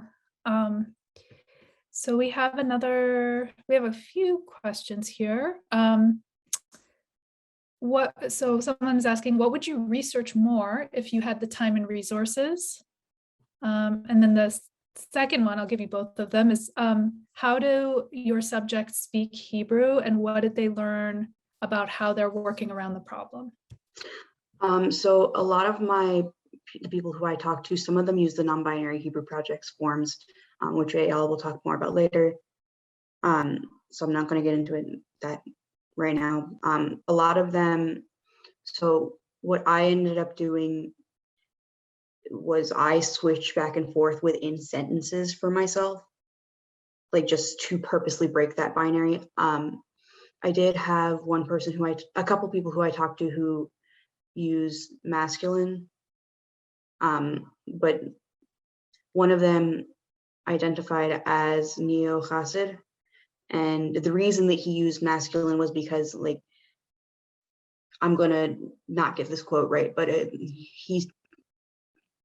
they told me that something along the lines of like God in modern liturgy isn't considered masculine. So if we're using he, him for God, then we can use he, him for non-binary people. So it was very personal. Like no one really knew.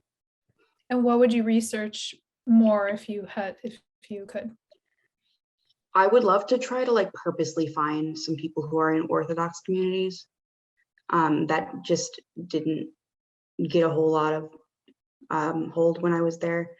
I've also, while we still have Holocaust survivors around, like on a completely different subject, I've been wanting to do some work with like oral history and Holocaust survivors for a while. I'm very interested in like the oral history portion of it and the interviewing portion of it. I would also love to, like, honestly, children, like smaller children, see what they're doing. Great, thank you so much. I've got one more in here. So, go ahead, yeah. So Scott, I am not good at reading things, so I'm going to not butcher your last name. Scott R. says, I understand your points and applaud your work, but I'm concerned about the notion that we should accept the further drifting apart of Israelis and American Jews linguistically or otherwise. What do you think? I think that there are some things that are inherently, like, we are all Jewish and we should all be together on a lot of things, but like treating people as if they are the same when they are from completely different parts of the world and like completely different demographics of people, I don't think that that is equitable at the end of the day. And at the end of the day, if we're saying, oh, we need to treat this situation as the same because we are all Jews and because we want to stay united, then whose solution are we choosing and why? And why, like the privilege of that decision that we are picking, like why are we picking that one as opposed to this one, and which one is right? Like at the end of the day, if we don't have multiple solutions, then somebody is going to come up disappointed. And maybe some of our other panelists can address that sort of US or diaspora versus Israel divide or lack thereof, or however you see it in the coming talks. So thank you very much, Dov. And I think we're going to move on to Erica and Jen, and then we'll circle back and have questions at the end. So welcome. Thank you. Erica, you want to kick us off? Sure. So my name is Erica, as Avital said before. I'm the Maskirol or General Director of Havim Dror North America. What I'm here to talk a little bit about today is the Hebrew that we use within our movement. So in 2015, at the decision-making process seminar of our movement, there was a proposal brought around changing the endings that we use for Hebrew words. So at our camps, there are 6 camps. They use a lot of what many people call Camp Hebrew, where it's not fully Hebrew, but lots of things like the dining halls, the Chadar Rochel, or counselors are Madrachim. And the proposal was brought in order to create the space that was needed for people who didn't fit into the binaries that Hebrew currently has in the language. And so the proposal writer was looking around for what existed in the LGBTQ communities in Israel, but she didn't find that much around the singular ending. And she used the word for inclusive or inclusivity, something like that. And it sounded something like the word whole, which gave us a singular ending of ol. So for example, in the proposal, it said a madrich, a counselor. You'd usually say madrich, madricha. And the proposal was to change it to madrachol. And similar for camper is a chanech or a chanecha, and to change it to chanechol. And then the plural ending, because typically you just go with the masculine one, was to say both of the endings at the same time. So madrachimo, chanechimo. So this was an idea that was brought by someone who was in the movement to the process where we make decisions, and everyone in the movement agreed that that's how we were going to move forward. So that was about, I guess, 7 years ago in 2015. And since then, the proposal has really flourished in the movement. There were some questions around people who were native Hebrew speakers about how this would affect, like, are we teaching kids at camp fake Hebrew? Are we like having them grow up to learn something that's not actually real? I think a lot of those were solved by the fact that our camps are really experiential learning environments. And we bring things like this to them with the explanation that this isn't how people talk in Israel. This isn't how people talk in modern Hebrew, but this is the solution that we have at the moment. And this is the solution that we're using. And, there's a lot of solutions that are coming out now. And if there's one that ends up being incorporated into mainstream Hebrew, I think we might change and do that. But in 2015, there wasn't something like that.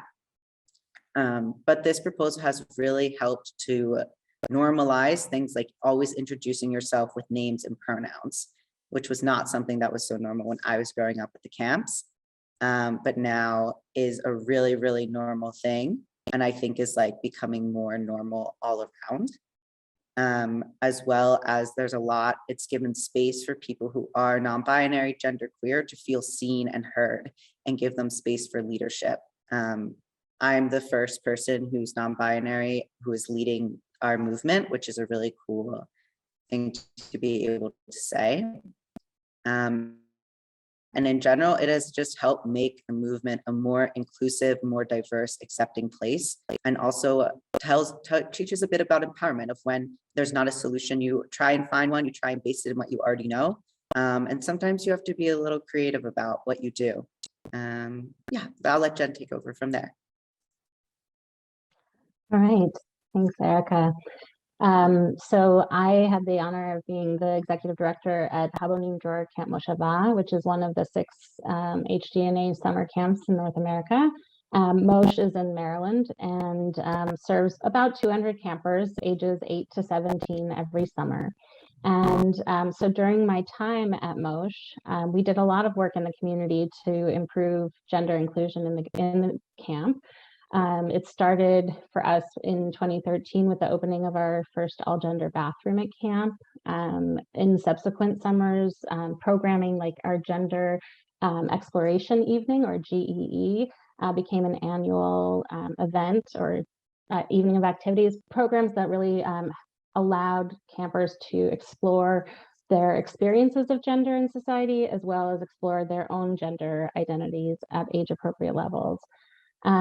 In 2016, after the Habonim Dror North America movement decided to incorporate the gender inclusive Hebrew, all of the Habonim Dror North America camps rolled it out. And so at Mosh, the way that looked, we did a lot of communication before the summer, emails and such, to parents and to kids, explaining the structure, the new structure, and how the conjugation worked.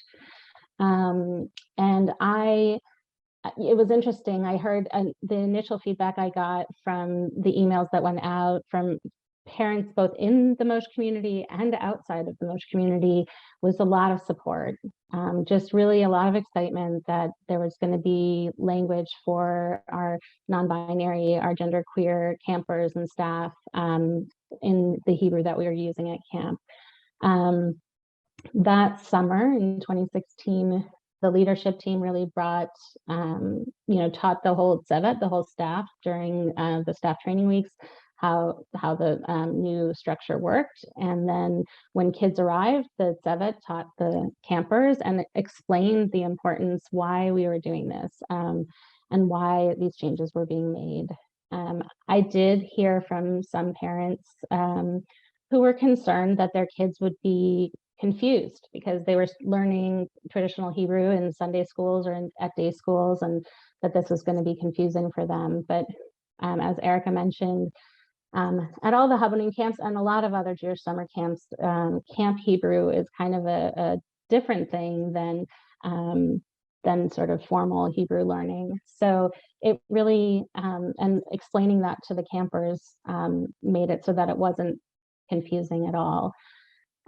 So the changes really that we saw, that we were doing that first summer and then ever since then, as Erica was explaining, is changing words that are high use Hebrew words at camp. So Erica mentioned chanechim became chanechimot, or madrich became madrichol, and the names of our age groups, which are all just different Hebrew words. Amelim became amelimot, bogrim became bogrimot, and instead of the default being the masculine singular or plural, the default became ol or emot. So if you didn't know someone's gender identity, you would use the ol suffix. And if you were talking to a mixed gender group of people, you would use emot, or about a mixed gender group of people. But we weren't trying to erase gender from Hebrew. If you were talking to an all-female identifying group, you would, of campers, or about an all-female identifying group of campers, you would say chanichot.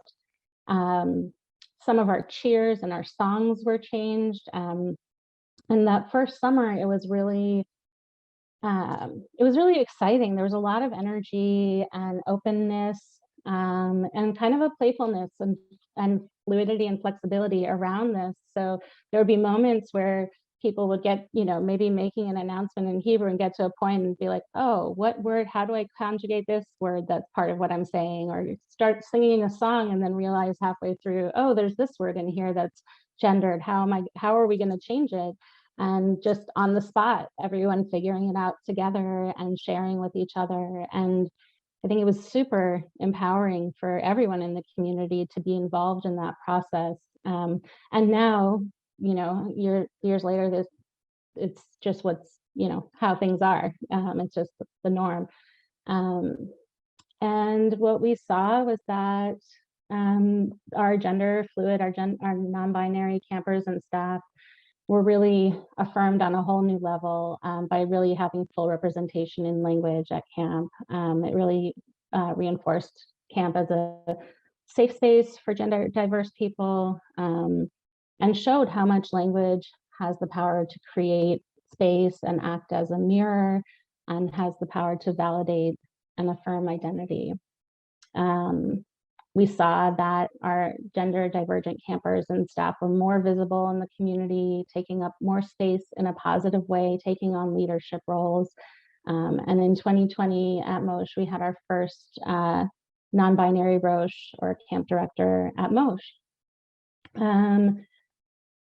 That same summer, we had a reporter from the Washington Post who came out to the camp to learn about what we were doing with the Hebrew language. And the kids who participated and got to talk with her and interact with her had a really great experience. I'm going to post the link in a minute in the chat so you can check out that article. Most of it was really on point there. The one thing is that it did not reflect that this change was at all of the Habonim Dror North America camps, not just at Mosh. And in subsequent years, there's still more efforts on other levels to make Mosh and other Habonim camps more gender inclusive. So for Mosh in 2017, we became the first Jewish sleepaway camp that offered all gender housing for campers and staff. And this coming summer, another one of the Habonim Dror camps in Ontario, Camp Gasher, is going to be offering all gender housing. So the work continues, and the gender inclusive Hebrew continues. And I think, as Erica said, if there becomes something normative within Hebrew language use, I think that I've seen nothing but openness to adapt. And I'll go ahead and post that link. Thank you. And we have a question from Orly Lavi Travish, who's asking about the word madrichol, and is that a combination of Hebrew and the English word all, or how did you come up with that? I think, Erica, do you want to answer that? Yeah, so I talked with the person who wrote the proposal. She wasn't a native Hebrew speaker or anything like that, and was looking around for endings or just like words. I don't have, she didn't remember because it's like 7 years ago which word she stumbled upon, but it was a word in Hebrew that meant something like inclusive, and it sounded like whole. And then when she went to actually see how would it apply to the words, the word that she was using was madrich, which kind of has the CH sound at the end already. So saying madricholchol sounded very silly. So she opted to just chop the CH sound and kept just like the ol sound, which, so you get madrichol, chanechol, stuff like that.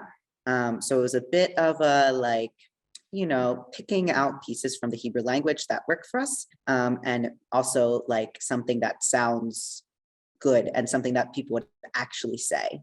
Yeah. Yeah, I think it's probably chol in Hebrew, which is all, kol or hakol, and it also sounds like all in English, so it works. Yeah. I don't know if you received any questions in the chat, or if Tal, if you got any questions there. I have one that's kind of a bigger one that I'll save to for the end for everybody. I had a question, a direct message, asking me to talk a little bit more about the gender exploration night, and the struggle that this person has with their own camp to be able to talk about transness or transgender things. So, I mean, all the programming in Habonim Dror camps is created by the Tzevet, and that's a big part of what the youth leadership model is about, is that the young people who are the staff are the educators. And as I think trans awareness and gender awareness was becoming more prominent for the Tzevet, they were seeking to educate. In the past, that same program had been more along the lines of Take Back the Night and about more focused, I think, on sexism in society, and it sort of transitioned to becoming more about gender issues in society. And so the programs really range from, you know, kind of raising awareness and how gender is how the binary works and is really confining, how gender stereotypes work. So for, you know, depending on the age group, a really different lens of analysis, but helping bring awareness to those issues and how they get communicated in society through media and other routes, and then also giving kids an opportunity to talk about and explore through different kinds of modalities. You know, how do I feel pressured to be as whatever gender I am, you know, or whatever gender I'm perceived to be, and to be able to talk about, you know, for non-binary campers to be able to talk about what that means to them. So in small groups, lots of activities, experiential kinds of activities. So hopefully that answers your question. I think I'll ask one more short one, and then I'll save the other ones I have for the end, just so we make sure we fit everyone in. So someone's asking, what is non-gendered housing? Sure, yeah. So all gender housing, basically there's an option in the registration forms when a parent is signing up for camp, that they can select all gender housing. And basically what it is that, and it's for anyone who does not want to be in either a boys cabin or a girls cabin. And so that can be both, you know, we have kids who are genderqueer, non-binary who make that choice, and then we sometimes have allies who make that choice. And it sort of, in order to not have it only come from parents, because sometimes kids would come to camp and have a lot of a lot to share about their gender that they hadn't shared with their parents for various reasons. And so, sometimes the accommodations were made once the kids were at camp, but giving that option so that it's not only gendered housing. All right, thank you so much. This is great. I think we have like a whole bunch of other questions for you, so I hope we get to cover everything. We'll move on to Tal Jenner Klausner, who will present now. And then toward the end, we'll try to fit in the rest of the questions. So Tal, go ahead. Okay, thank you to that. I think I'll speak to the questions about Hebrew in Israel and other places in the discussion at the end, so that we can have it as more discussion. Because I'm going to speak more specifically about how teachers of Hebrew as a second language can relate to gender and support trans students. So as Hebrew teachers, as language teachers, we're supposed to be in control. We're supposed to teach correct Hebrew, a specific kind of Hebrew. Instead, we can facilitate learning about Hebrew in a broader sense and enabling learners to choose what kind of relationship they have to the language. So I'll start with why we might want to do that, and then more specific things about how, both to give like principles for how to work with these things and more specific tools. So with why, I assume that if you're here already, then you don't need to talk about gender justice and the like ethical or political reasons. But from a second language acquisition theory perspective, it might be nice to have some arguments up your sleeve if you're discussing with colleagues, managers, if you want to justify these things. So from the perspective of supporting students, a lot of second language acquisition theory looks at the importance of the subjective experience.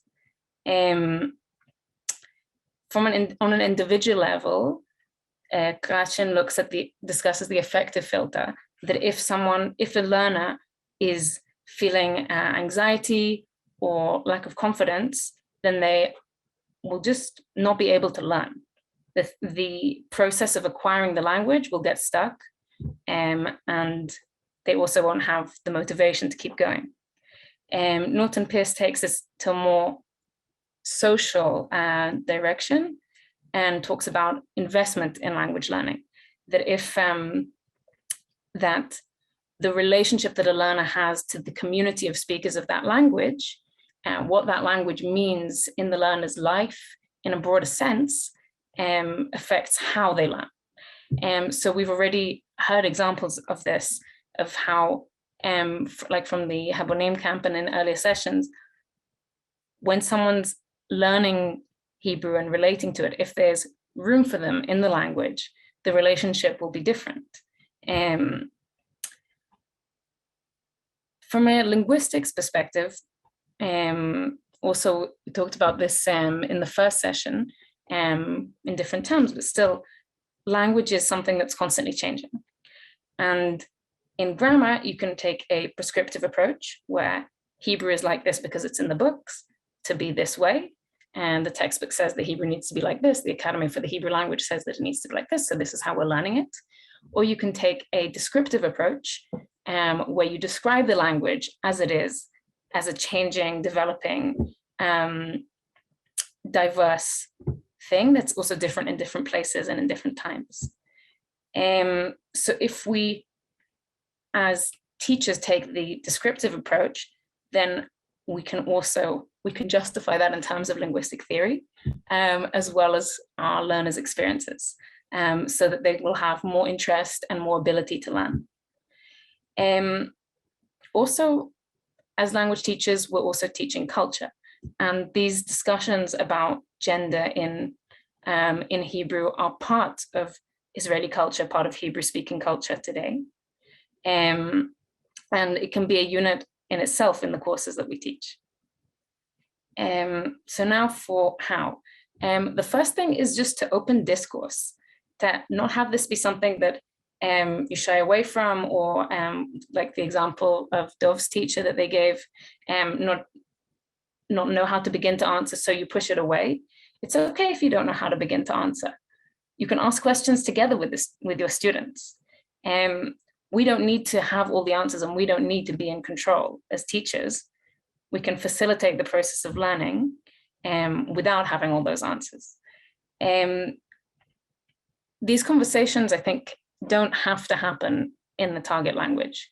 If your learners aren't at an advanced enough level of Hebrew, you can just take a pause and have these conversations in English or whatever other language. And I think it's worth it to do it. You can send them links to things to read. You can give them homework to go off and research it and come back and present. You can have these conversations with colleagues. You can bring in external speakers. You can compare to other languages. In Spanish, I know that that there's much more awareness and changes of non-binary language, and in other languages too. And you can inform students of the different options that are available so that they can make their own decision. We don't have to, as teachers, present like another orthodoxy, or like, okay, we're not going to do it this way, so we have to do it this other specific way.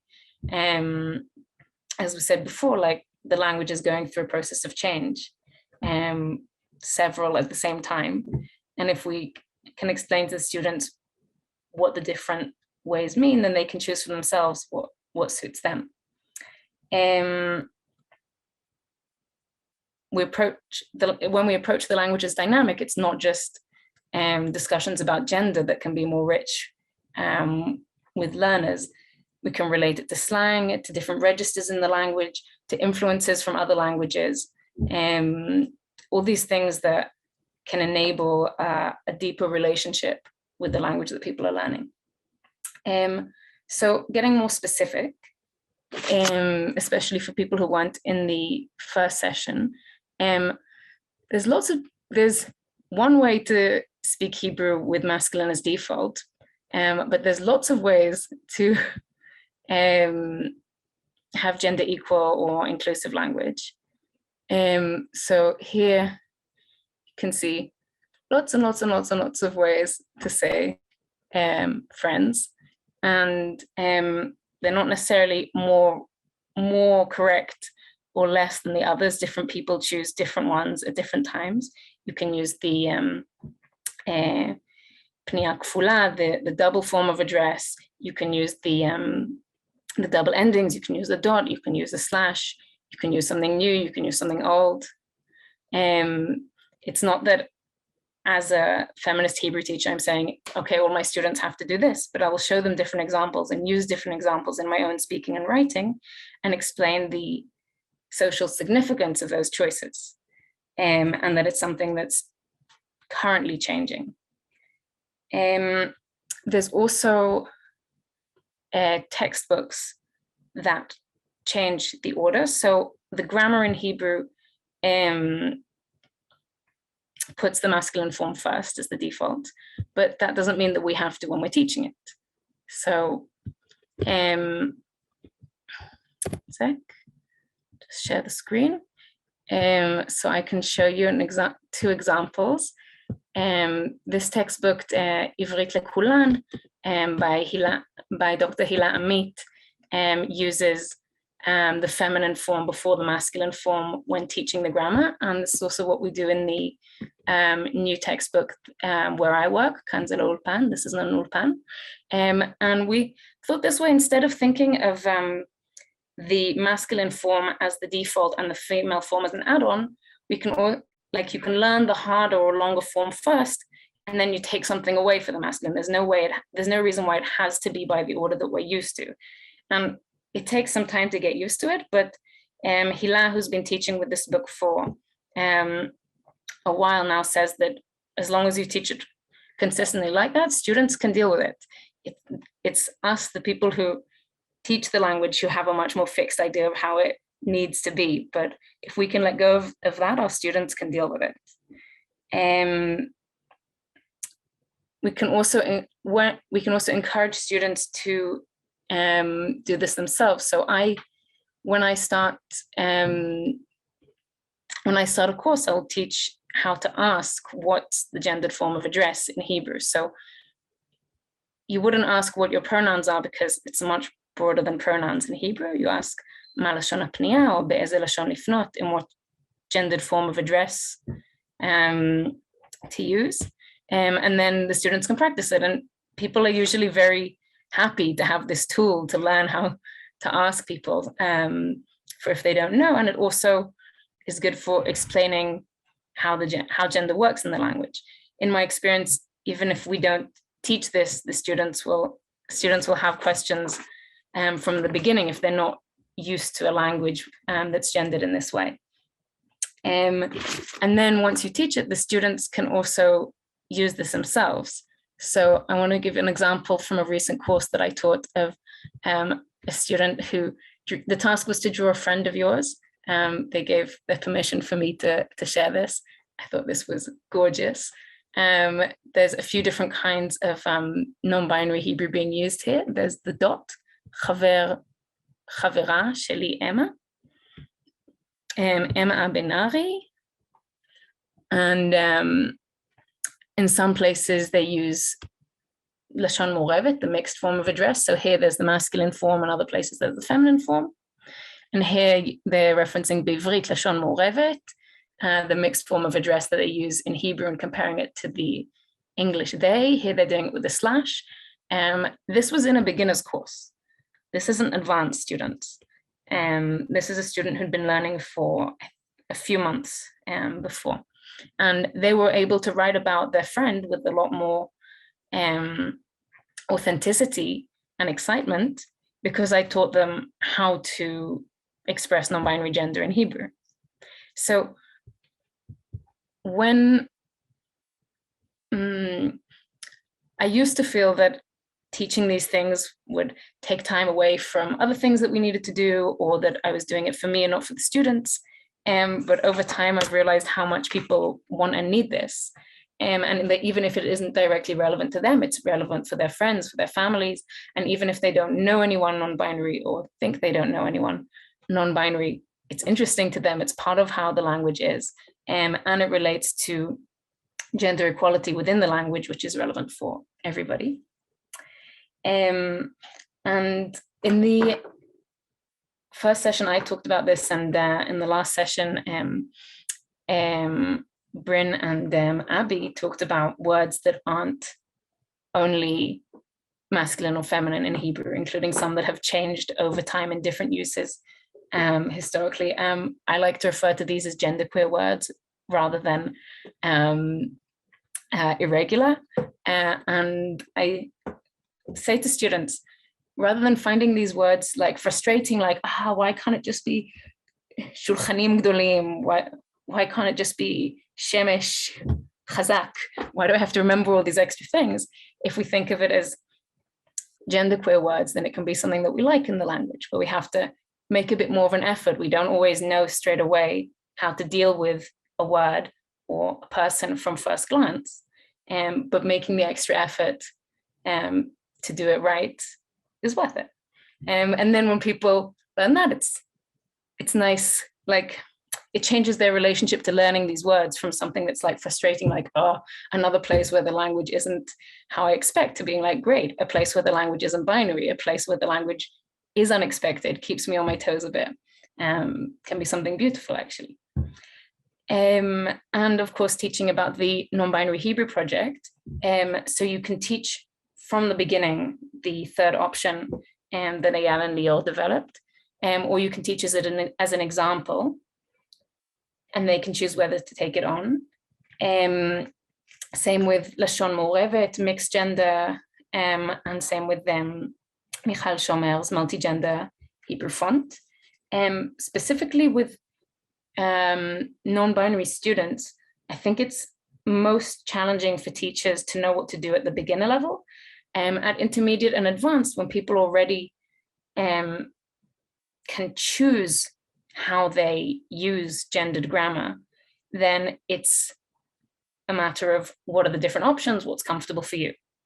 So as long as the teacher knows what the different options are and can explain it, sababa, like it can work. But with beginners, when they're getting to grips with the gender system as it currently is in Hebrew, then you don't necessarily want them to use mixed gender if they can't actually choose it. Like most beginner students speak with mixed gender anyway, because they're learning how to use it, which is fun for me as a trans teacher, but I want to teach them to be able to choose when they use the masculine form, when they use the feminine form, when they use a different form or mixed.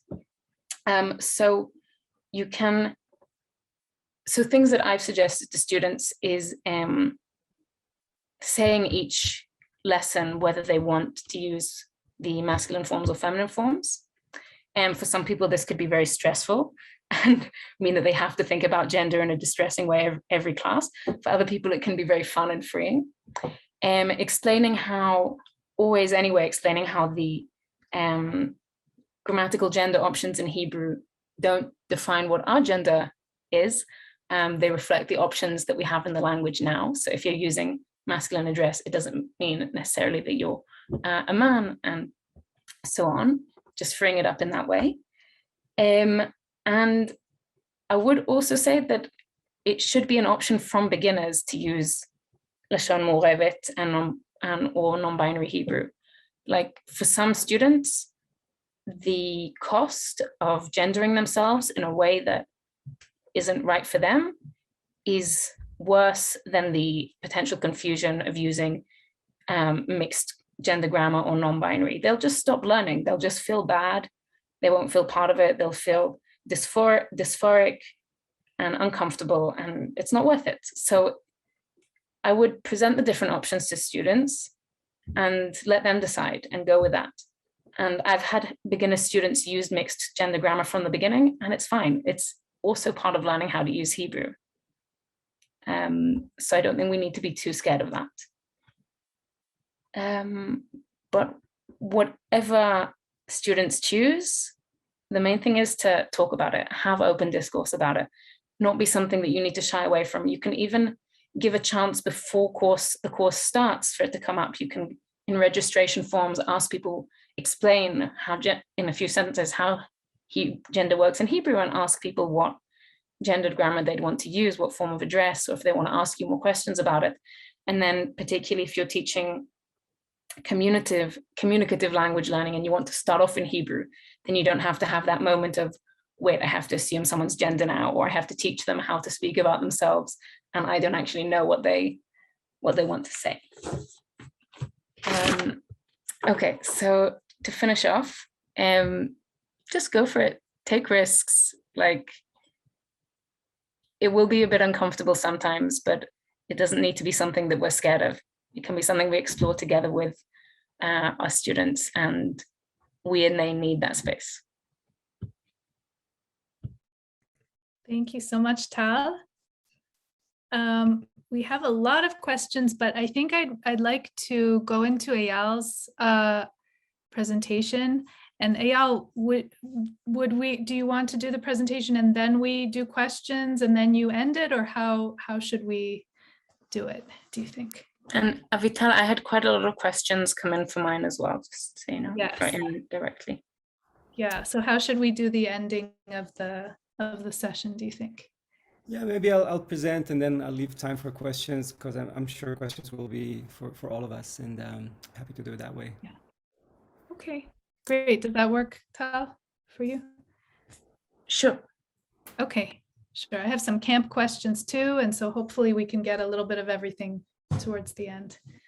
Okay, so Eyal, go ahead. Okay, and I will share my screen here. 1 second. Okay. Can you all see that? Okay, wonderful. So, shalom, friends.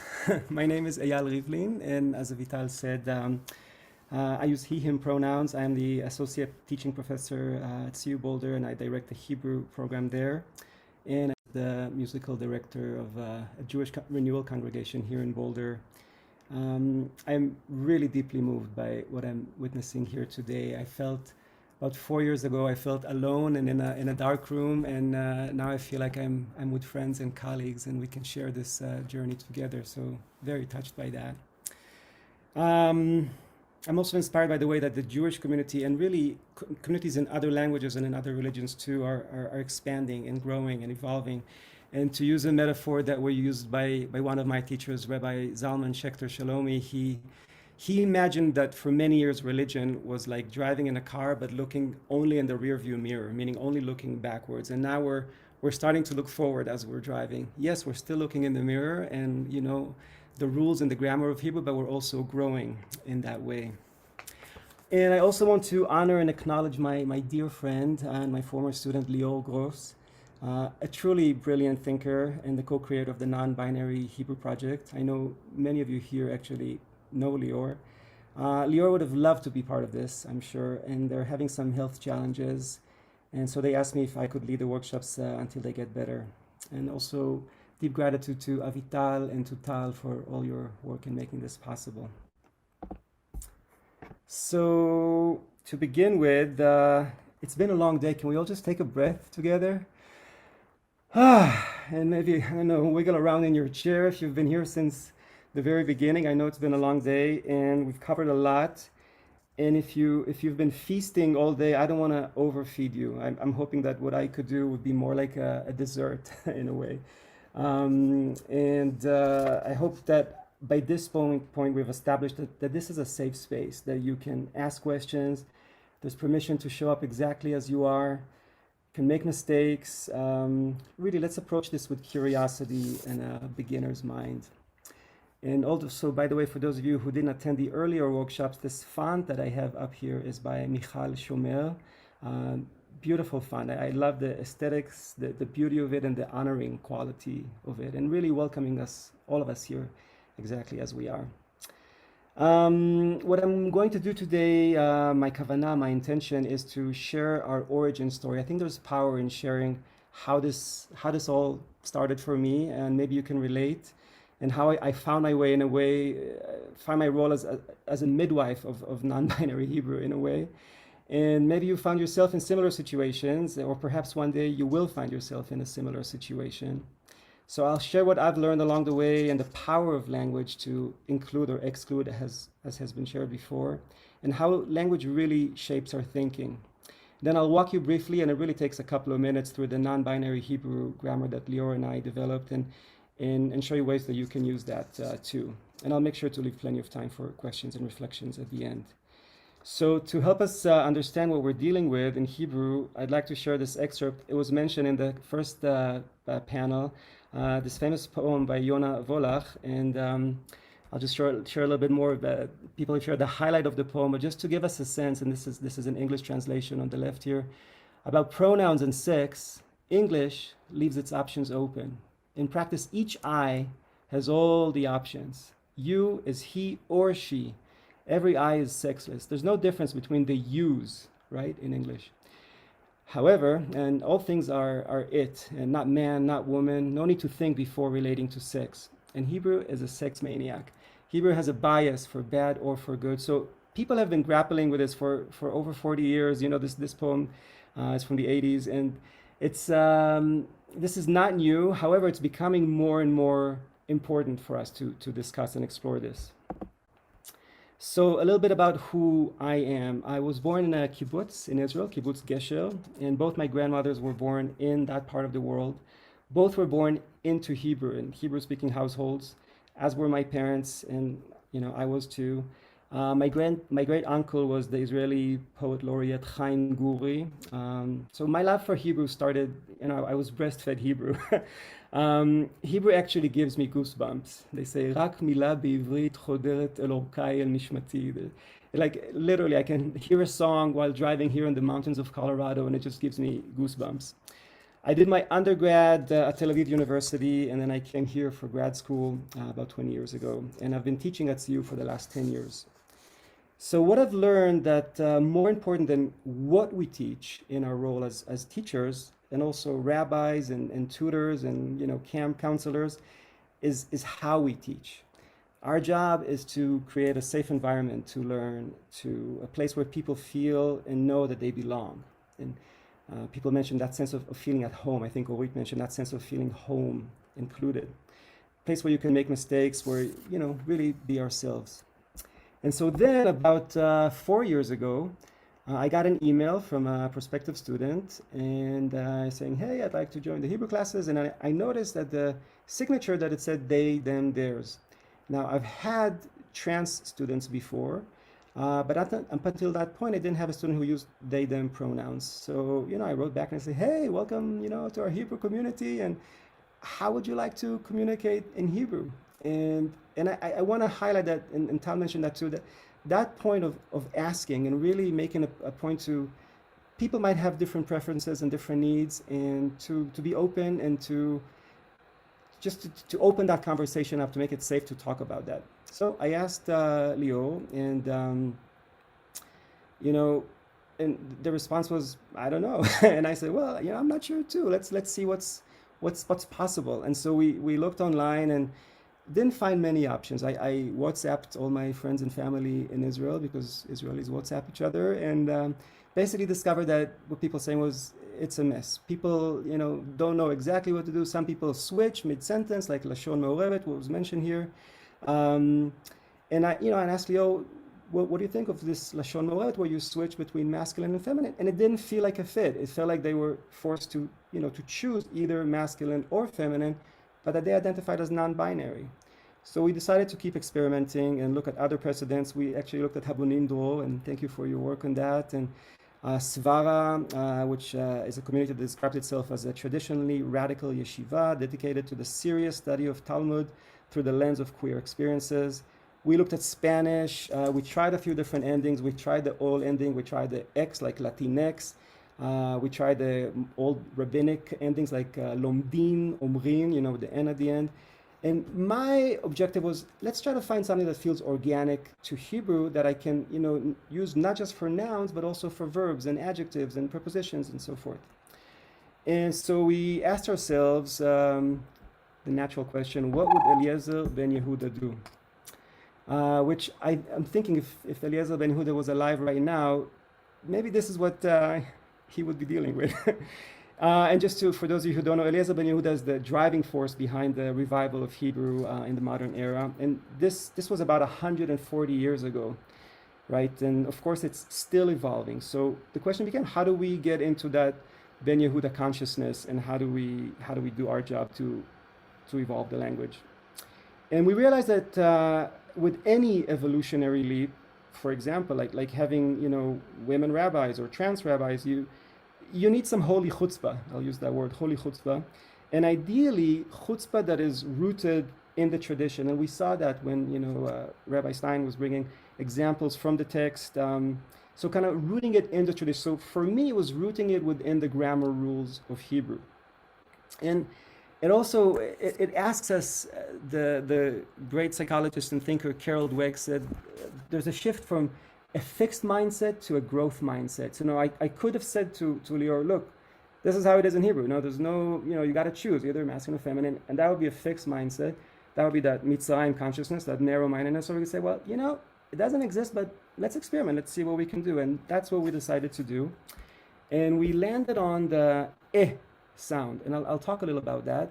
And I'll go into more detail in a moment, but just to give you a sense, for the singular ending, the sound is native to Hebrew, meaning you've maybe all heard like more and mora, or ose and osa. The is not foreign. And I can add that to a noun or a verb. So if I'm using madrich, it would be madriche, right? Madrich, madricha, madriche. Talmid, talmida, talmideh. And for the plural, we decided to go with what was already starting to be used, and that's the emot ending, which was used in the Knesset by Merav Michaeli and was used by, in other places, like even as family and friends were texting each other, I was noticing more and more people were addressing like, hey, chaverimot, like friends, and addressing the group. And we decided to do it without the dot, so it's not masculine or feminine, it's actually a new third system. It's a third systematic that's gender expansive. So it's not an either, you know, but its own kind of, you know, bria l'kshatzma kind of thing. And we started using it. It was easy to learn. Students learned it, you know, really within, you saw it took me about 30 seconds to explain that. And they could do it very easily. And it fit with other formats. And I'll talk about the other formats in a second. Native speakers who know Hebrew can adapt to this literally in seconds.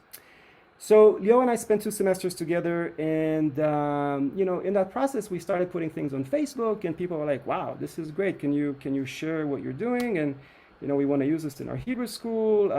So we decided that the generous thing to do would be to put it on a website, and we created the nonbinaryhebrew.com website, and we just put it out, and we put our systematics there. And this is a picture of the website, nonbinaryhebrew.com.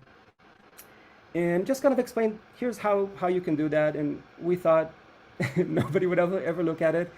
Within 2 weeks, we've had dozens of requests for interviews and articles. And, you know, it started locally and then moved on to The Forward, and Haaretz wrote about it in Israel.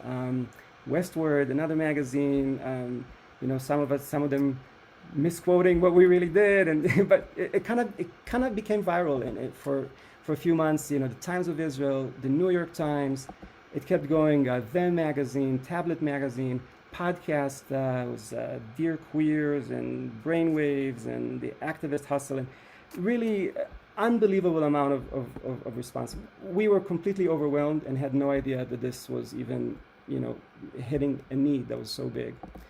And you know, forums on Keshet and Duolingo and Reddit and in German magazines. I mean, it kept going and going, and people were sending us through the website these amazing testimonials, like thanking us from the you know, the bottom of their hearts. Like, I've always wanted to belong. I didn't know how I could do it. Thank you. Now we're going to start using this in our school. And it was so touching and so beautiful to see how there was a real need. Maybe people were discussing, but we weren't finding each other, and this kind of gave us a hub to connect. And then from there, people started using it in Sidurim. This is an example from the Sidur Mesorati. And as you can see, for certain prayers, this is actually the first prayer we say before our feet touch the ground as we get up in the morning. And for years, people would say, you know, Modeh ani lefanecha, the feminine Moda ani. And then we added the non-binary form, modet, and I'll talk about how we do lamed hey verbs in a second, like how we work with certain Hebrew conjugations. But all of a sudden, that became an option for people to pray using this. Of course, Bryn's beautiful Siddur, which has so much resource, and thank you, Bryn, for all your work. So I want to walk you through it, and again, it's very simple, and we'll get a chance to practice it in a moment here. So as I mentioned, Hebrew is very binary. Everybody talked about that. Talmid, talmidah, you know, masculine, feminine. Talmideh would be the singular that's gender expansive. And what I like, it's not either talmidah or talmid. It's a third thing that identifies as gender expansive or as non-binary. And we can apply this to verbs as well. So for example, lomed, lomedet, right? You know, study or learn. Lomede. So, you know, ha-talmideh lomede, the student is learning, right? And if we look at adjectives, same thing. So tov, the adjective for good, masculine, tova, good, feminine, tove. So good student, talmideh tove. And it works. Talmideh tove, lomed, or lomede, whatever you want to say, ivrit.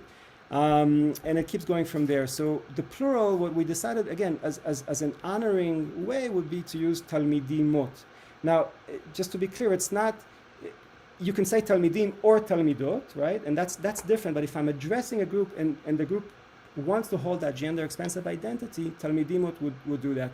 And that applies for the verb lomdimot, right? It applies for the adjective tovimot. I know I'm going fast. I just want to leave room for questions. And all of this is on the website, and you can find all of that there. Let's look at pronouns. So we're used to, in English, we have you that, you know, covers everything. And in Hebrew, it's ata, masculine, at, feminine. Ate, again, using the same systematics. And that's what we liked about it, is that you didn't have to relearn for everything, for verbs and everything. You could use the same application to any parts of speech. And that was important for me to keep the beauty of Hebrew, the elegance of Hebrew. For third person, hu, he, or he, right? So again, ate lomede, he lomede, and it agrees with the verb in that way, which is so, for those of us who teach Hebrew, we know how crucial that is. The plural atem and atem becomes atemen, and again, the mem and the nun combined, atemen, which actually, again, it echoes what, for example, Michal was doing with her font, but now we can, in the speech, not just in the written, but in the speech, say atemen, and then, hemen, they, and then, atemen lomdimot, hemen lomdimot, right? They are learning, you are all learning. Just a few more. Hebrew, of course, has many kind of curveballs and irregulars. So, for example, the lamed hey verbs, oseh and osa. What do we do there if we're already using the sound? And what we did there is, and this is actually, I hear young Israeli kids say like, ani rotzet et ze, like, and usually comes with a shoulder too, like that's an Israeli kid move. So oset is kind of like, as we grow up in the language, it's not that foreign. Et is a Hebrew sound like lomedet, so oseh, osa, oset, right? And that can solve the lamed hey issue for that, like modeh, moda, modet that we showed earlier in the prayer. Past tense, so lamadeta, lamadet, lamadete, right? And again, it applies, it's coherent or consistent with Hebrew grammar. And more complex sentences, I love you, ani, and again, it could be ani ohev otach, otcha, ani ohevet otcha, otach. In Hebrew, there's a lot of choice. In English, it's simple. It's I love you, right? You really can get away with quite a lot there and no need to identify. So if we apply it, ani stays the same. There's just ani, and that's interesting that for ani there isn't gender in Hebrew. Like maybe that points to what was talked earlier about this idea of like that we're everything. We're not either or. We're like the oneness, kind of like God. And oheve, right? Ohev, ohevet, oheve would be the non-binary form. And otche would be, again, non-binary for the et declined. So and then many, dozens and dozens of emails came from rabbinic and religious organizations saying, hey, we have this kid and we don't know what to say. Is it a bar mitzvah? Is it a bat mitzvah? And some people were dodging the question and just saying bnei mitzvah, which is great. And if that works for you, wonderful. And again, I'm not an authority. I'm just offering an option. What I didn't like about bnei is, number one, it's plural, right? And it's masculine, plural. And it doesn't necessarily address how the person identifies. And so we, again, to apply the system, bet mitzvah would hold the non-binary Hebrew, the gender expansive sound. And how to be called up to the Torah, as a ya'amod, as a talmud. So again, we can dodge the whole thing by saying la'amod or na la'amod, or but again, we're kind of going like that. And if that works, fine, go ahead and use it, of course. But to stay consistent with the system, ya'amdeh would be the third person will rise kind of thing. So I wanted to give a few examples. They say that the whole Torah can be summarized in this one sentence. If you had to summarize the whole thing, like standing on one foot, ve'ahavta lereacha kamocha, and it's often translated as like, love your neighbor as yourself. It sounds beautiful in English, but actually what we're saying in Hebrew is what it says on the bottom. It's like love in a masculine way your masculine neighbor as your masculine self. That's what we're actually saying. Now, again, we could say, well, the zachar is it's for everyone. But just so, for a native speaker, that's what it sounds like, right? So if we apply our system, ve'ahavte lereache kamoche, right? Love your neighbor as yourself. And then we're actually saying what we are saying in English. It's that simple. Let's take a moment to practice it. And again, if you have some Hebrew background, wonderful. If not, this will only take a second here. So think in your head, how would you say, I am a good student in a non-binary Hebrew format, in this gender expansive format that we're introducing? How would you say, do you, and again, singular, non-binary, speak Hebrew? How would you say, they, singular, love the teacher? So they, again, using the non-binary, but in the singular, love the teacher. And how do you say they, and now in the plural, non-binary, live in Israel? So think about that for a second. Take a moment to, you can write it down, you can try to say it out loud. I'm imagining all of us in all our different living rooms across the world here practicing together. It gives me a lot of joy. And let me just walk you through it for a second. So again, if I'm saying, let me just move my screen here. I am a good student. Ani talmideh toveh, right? Do you, singular, speak Hebrew? Ate, that's the you singular. Medabere, Ivrit, right? So medaber, medaberet, medabere. They, singular, meaning like he or she, in the singular, right? Love the teacher. So again, instead of who or he, we would use he, oheve. And for the teacher, I also use the non-binary et hamoret. Moret, again, not more, not mora, but moret. And then they live in Israel. Hemen garimot be'Israel. It's really that simple. So again, you don't have to spend like your whole, like relearn Hebrew. And it's, one second, there we go. I want to talk about the next steps. We'd love to follow this up with, and Avital will talk a little bit about this, but kind of a little bit more of a survey of how people are using non-binary Hebrew. We'd love to connect and create some kind of think tank, maybe shared resources. What we're offering is an open source project. Again, we're not the authority. We're just saying, hey, here's one way you can do this. We'd love to create teaching materials. Right now, as far as I know, most Hebrew books, or almost all Hebrew textbooks, at least in this country, are very binary, right? And so we've been adapting, but start to talk like, how do we create more teaching material that not just assumes this binary system? We'd love there to be more of a resource for, for blessings and translations, because every single week I get a question, we're opening a mikveh and we want to offer a non-binary, prayer. How would you say it? Or we're getting married and we want our ketubah to be this. How would you? And it's great. And I love that these questions are pouring in. We just love to create a resource for that and help make that more accessible. And, the work that Bryn is doing and other people are doing is great to develop that. I want to close with a song because we've been talking all, really, like this whole morning.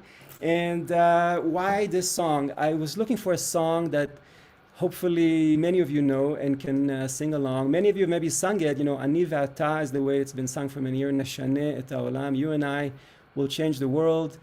You and I, and then everyone will join. It's been said before, doesn't matter. You and I will change the world. And let's actually do that. Let's actually change the world together. So instead of Ani ve'ata, let's sing this together as Ani ve'ateh.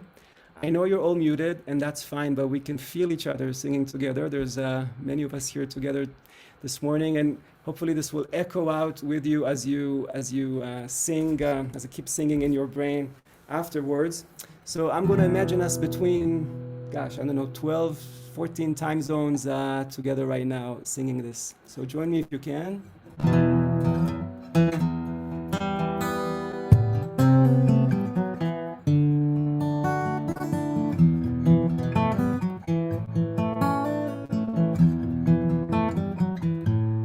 This is your part. Ani ve'ateh neshane et ha'olam. אני ואתם, אז יבואו כבר כולם. אמרו את זה קודם לפניי, זה לא משנה. אני ואתם נשנה את העולם. So now you can tell your friends that you've already used non-binary Hebrew. Let's just do it one last time so we can really feel each other. Here we go. אני ואתם נשנה את העולם. אני ואתם אז יבואו כבר כולם. אמרו את זה קודם לפניי, זה לא משנה. אני ואתם נשנה את העולם. Thank you. And I think we can switch to questions and answers and some reflections on Mentimeter. Great. Thank you so much, Eyal. That was beautiful. That was just wonderful to end with such a beautiful sentiment and a beautiful song. It's great. I love how we've had so much art and music and poetry in this conference today. It's just wonderful. So how should we do the questions? Do people have their own questions that were sent in? I have a number of them in my chat, but does anyone, Tal, you said you had some? questions? I did. I also wanted to just quickly respond to the discussion that was at the beginning in Dov's session. And then I can go through a couple of the questions that came into my chat. I just wanted to say I liked Dov's approach. I think there's always been lots of different kinds of Hebrew, and there's no reason why what people are doing in Israel should decide for people who speak Hebrew in other places or use Hebrew in religious and cultural contexts. And the same for Israel. Like, I think we can learn from each other, we will be influenced by each other, but people should do what's right in their own context. So maybe if any of the other speakers want to respond to that specifically, and if not, I'll go through questions that I got from my talk. I have a couple of the camp questions. Actually, did you, Tal, you sent me a couple things. Well, I have one for you and one that you sent me, so I'll just read both of them. So I have a question for Tal. Is there a resource on specifically trans and non-binary Hebrew language, for example, to know what vocabulary words trans and non-binary Israelis are using for themselves? Not yet, but I should make one, or we should make one, or where I work should make one. Not that I know of, anyway. Right, and so we will, of course, refer to the non-binary Hebrew project that has the grammar there. And we also have a question, can you say again more slowly how to ask someone's preferred gender language in Hebrew, and what is the Hebrew term you use for genderqueer words? I'll write with the transliteration in the chat. Lashon Pniya means language of address, which is how you would say gendered grammar. So you can say ma lashon hapniya or ma halashon pniya more informally, or you can use it in the verb form be'eze lashon lifnot, in which tongue, in which language to address. And both of these expressions avoid using ata or at or shelach or shilcha. So you don't need to gender someone or assume their gender in order to use it. And I'll write with the transliteration in the chat. About genderqueer, for better and for worse, most terms for the LGBT community used in Israel at the moment come from English, so genderqueer. I think we have a lot to do on that. But easy for you if you're learning Hebrew. And Leo and I talked about that, and we like the term migdar rachav, which is gender expansive. Again, whether that will catch in Israel or not is a great question. Yeah, I like it too. We have a couple camp questions. One is whether the members of the camp community, for Jen and Erica, members of the camp community had the experience of using camp Hebrew in non-camp settings. And then in the camp settings, is it only in songs, announcements, group names? Like, can you be more specific about when the language is used in the camp?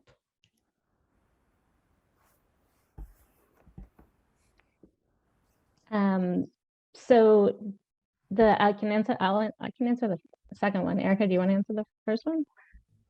Could you say it one more time? My Wi-Fi was a little spotty, so I didn't hear it all totally. Yeah, so the person is asking whether the members of the camp community basically are using camp Hebrew outside of the camp in a non-camp context that you know of. So the way Habnim Dror works is that there's also a year-round movement piece. So example, I'm actually at a leadership seminar right now for the leadership of our camps. And we use the Hebrew throughout all parts of the movement. So within the community, it's used not only in the summer. I don't think most people used it in their like day-to-day, if they're like in a Hebrew class or something like that. It's not often that used. I think the non-binary Hebrew project is the closest similarity with also using the emote endings that I know. And then in terms of how it's used at camp, you know, if I was announcing, but if I was referring to a camper who is non-binary, then I might say Chanichol. And if I was referring to a group of kids that was of all mixed genders, then I might say Chanichimot. I think those are really the main kind of uses. And then for names of things, like the age groups, yeah. I don't know that was more specific. Yeah. Another little kind of interesting thing that this problem solves is when you have a kid issue, but you don't want to say what kid it is, now having not to automatically classify as Chanef or Chanefa, you can just say Chanechol, and it gives you the same anonymousness that you need if you're like, okay, I'm talking about a kid, but I don't actually want everyone else to know. But at camp, almost no one uses the word camper. You would always say Chanef or Chanecha. So actually having Chanechol not only allows like a non-binary kid to be able to use that, but also kind of solves this funny problem that you ran into when now you have to automatically gender. People are going to take a guess at who you're talking about.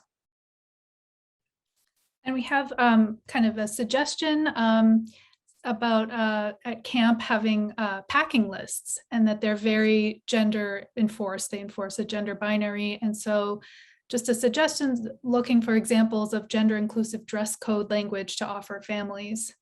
I think it helps in the Habonim world, there aren't a lot of dress codes. So there aren't gender specific recommendations to begin with. I think that with regards to clothing or yeah, I can't say I ever experienced as a kid going to camp having a gendered list for any Habonim camp at all. Yeah. I have kind of a bigger one for everybody to respond to. So what room is there for post-Zionist or even anti-Zionist Israeli and non-Israeli discourse that considers these questions? Further, has there been collaborative thinking with, say, non-binary Arabic speakers, Jewish or otherwise? And then part two was... Can you repeat part one or the first bit? Sure. So post-Zionist or even anti-Zionist Israeli and non-Israeli discourse that considers these questions. And then they're asking about collaborative thinking with non-binary Arabic speakers. Also, like, what does this mean for non-Ashkenazi Jews who have languages like Arabic, Persian, etc., in terms of decentering the usual orientations of how we think about Hebrew and gender?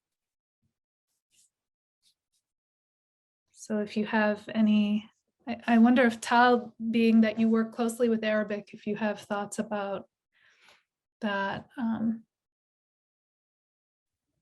It's a very big question. Yeah. I think a few things that I've said before relate to this, like about there being different kinds of Hebrew in different places, and that Hebrew in the diaspora doesn't need to be like Hebrew in Israel. Persian doesn't have grammatical gender, so lucky speakers of Persian not having to deal with that. I think that speakers of Arabic should do what's good for them in their different contexts, and that in all the different gendered languages, like we can learn from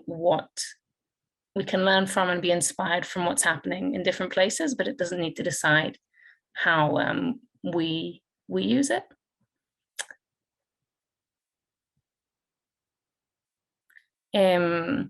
We've had a few. I think there's a question about Kilo in terms of Zionism. There's a question about how it's just a very big topic, like how Jews in other places relate to Israel, how Israelis relate to the state. I think it's bigger than what we can do now in 2 minutes. But thank you for the question. Happy to continue it in the chat or by email if whoever asked the question wants to write to me. Yes, and that's just another thing, is that if anyone wants to continue this conversation with any of our panelists today, you can send me an email and I'm happy to reach out to that person and see if they're willing to connect. I think most of our panelists are very involved in the community and would be happy to help out and talk.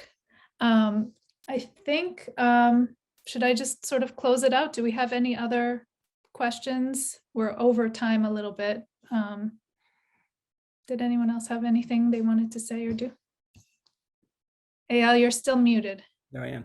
Yeah. Just to respond to a couple of questions, and this relates also to the other languages. Avital, we discussed that there's an upcoming conference that's about non-binary languages, not just Hebrew, but so there is the beginning of kind of cross-pollination and languages connecting with each other. And I can't remember when exactly that conference is, but maybe we could share it in our resources as well. So I do believe that I feel like I've learned from Spanish, for example. I mean, it's a language that I have a very little, knowledge of, but I could at least see and get ideas from. I think that's great. I think we're inspiring each other. Someone asked, why are we using lomede and not lomde? And again, like it's a great question. There is no right answer at this point, right? So I chose lomede because we say lomedet, right? Lomed, lomedet, lomedet, just so it follows the same mishkal, the same kind of rhythm of Hebrew. But lomde is a great suggestion. Who gets to decide that is kind of like that one of those big questions, like who decides who is Jewish, who's the authority kind of thing, right? Those are bigger questions, and let's experiment. Like let's try it. Is it medabere or medabre? Is it those are? But we say medaberet, and those are wonderful questions. And I think having some kind of think tank and people, if there are linguists who are very meticulous about the nikud, and if it ends with an open vowel, it needs to be this, and it needs to be like that would be great. That would be beneficial. So, to be continued. Okay. Well, I think we're going to wrap up for today. And so I just want to thank everybody, all of our panelists. It's been so wonderful getting to know you. I've interviewed a bunch of you and had an ongoing relationship for the past year. And it's been so wonderful and I've learned so much. We're going to be pretty soon as we can get everything needs to be transcribed, but we will put it up on the Jewish Studies website through the University of Maryland. And put all of the other resources there. So the Mentimeter pages where everybody shared their thoughts and ideas and resources. We're planning to send out a poll or a survey questionnaire in the next maybe week or so, because we know there's a lot of follow-up that people would like to do. We want to hear about your initiatives and what are you doing and what do you think we need to do more? What research needs to be done? What else should come next in the future? Did anyone else want to add anything other than that? We'll have all of the resources together. I know people have books and websites and projects and videos and different things that people are asking about. So we'll try to put all of the resources together in one place.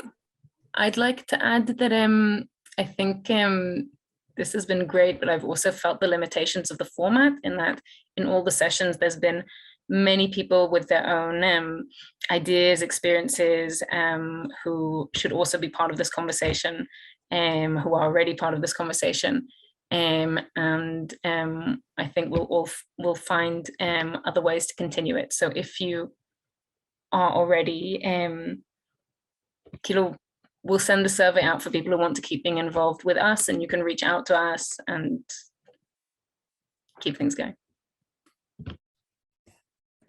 Thank you so much, everyone. Have a wonderful rest of the day and a wonderful week. Bye.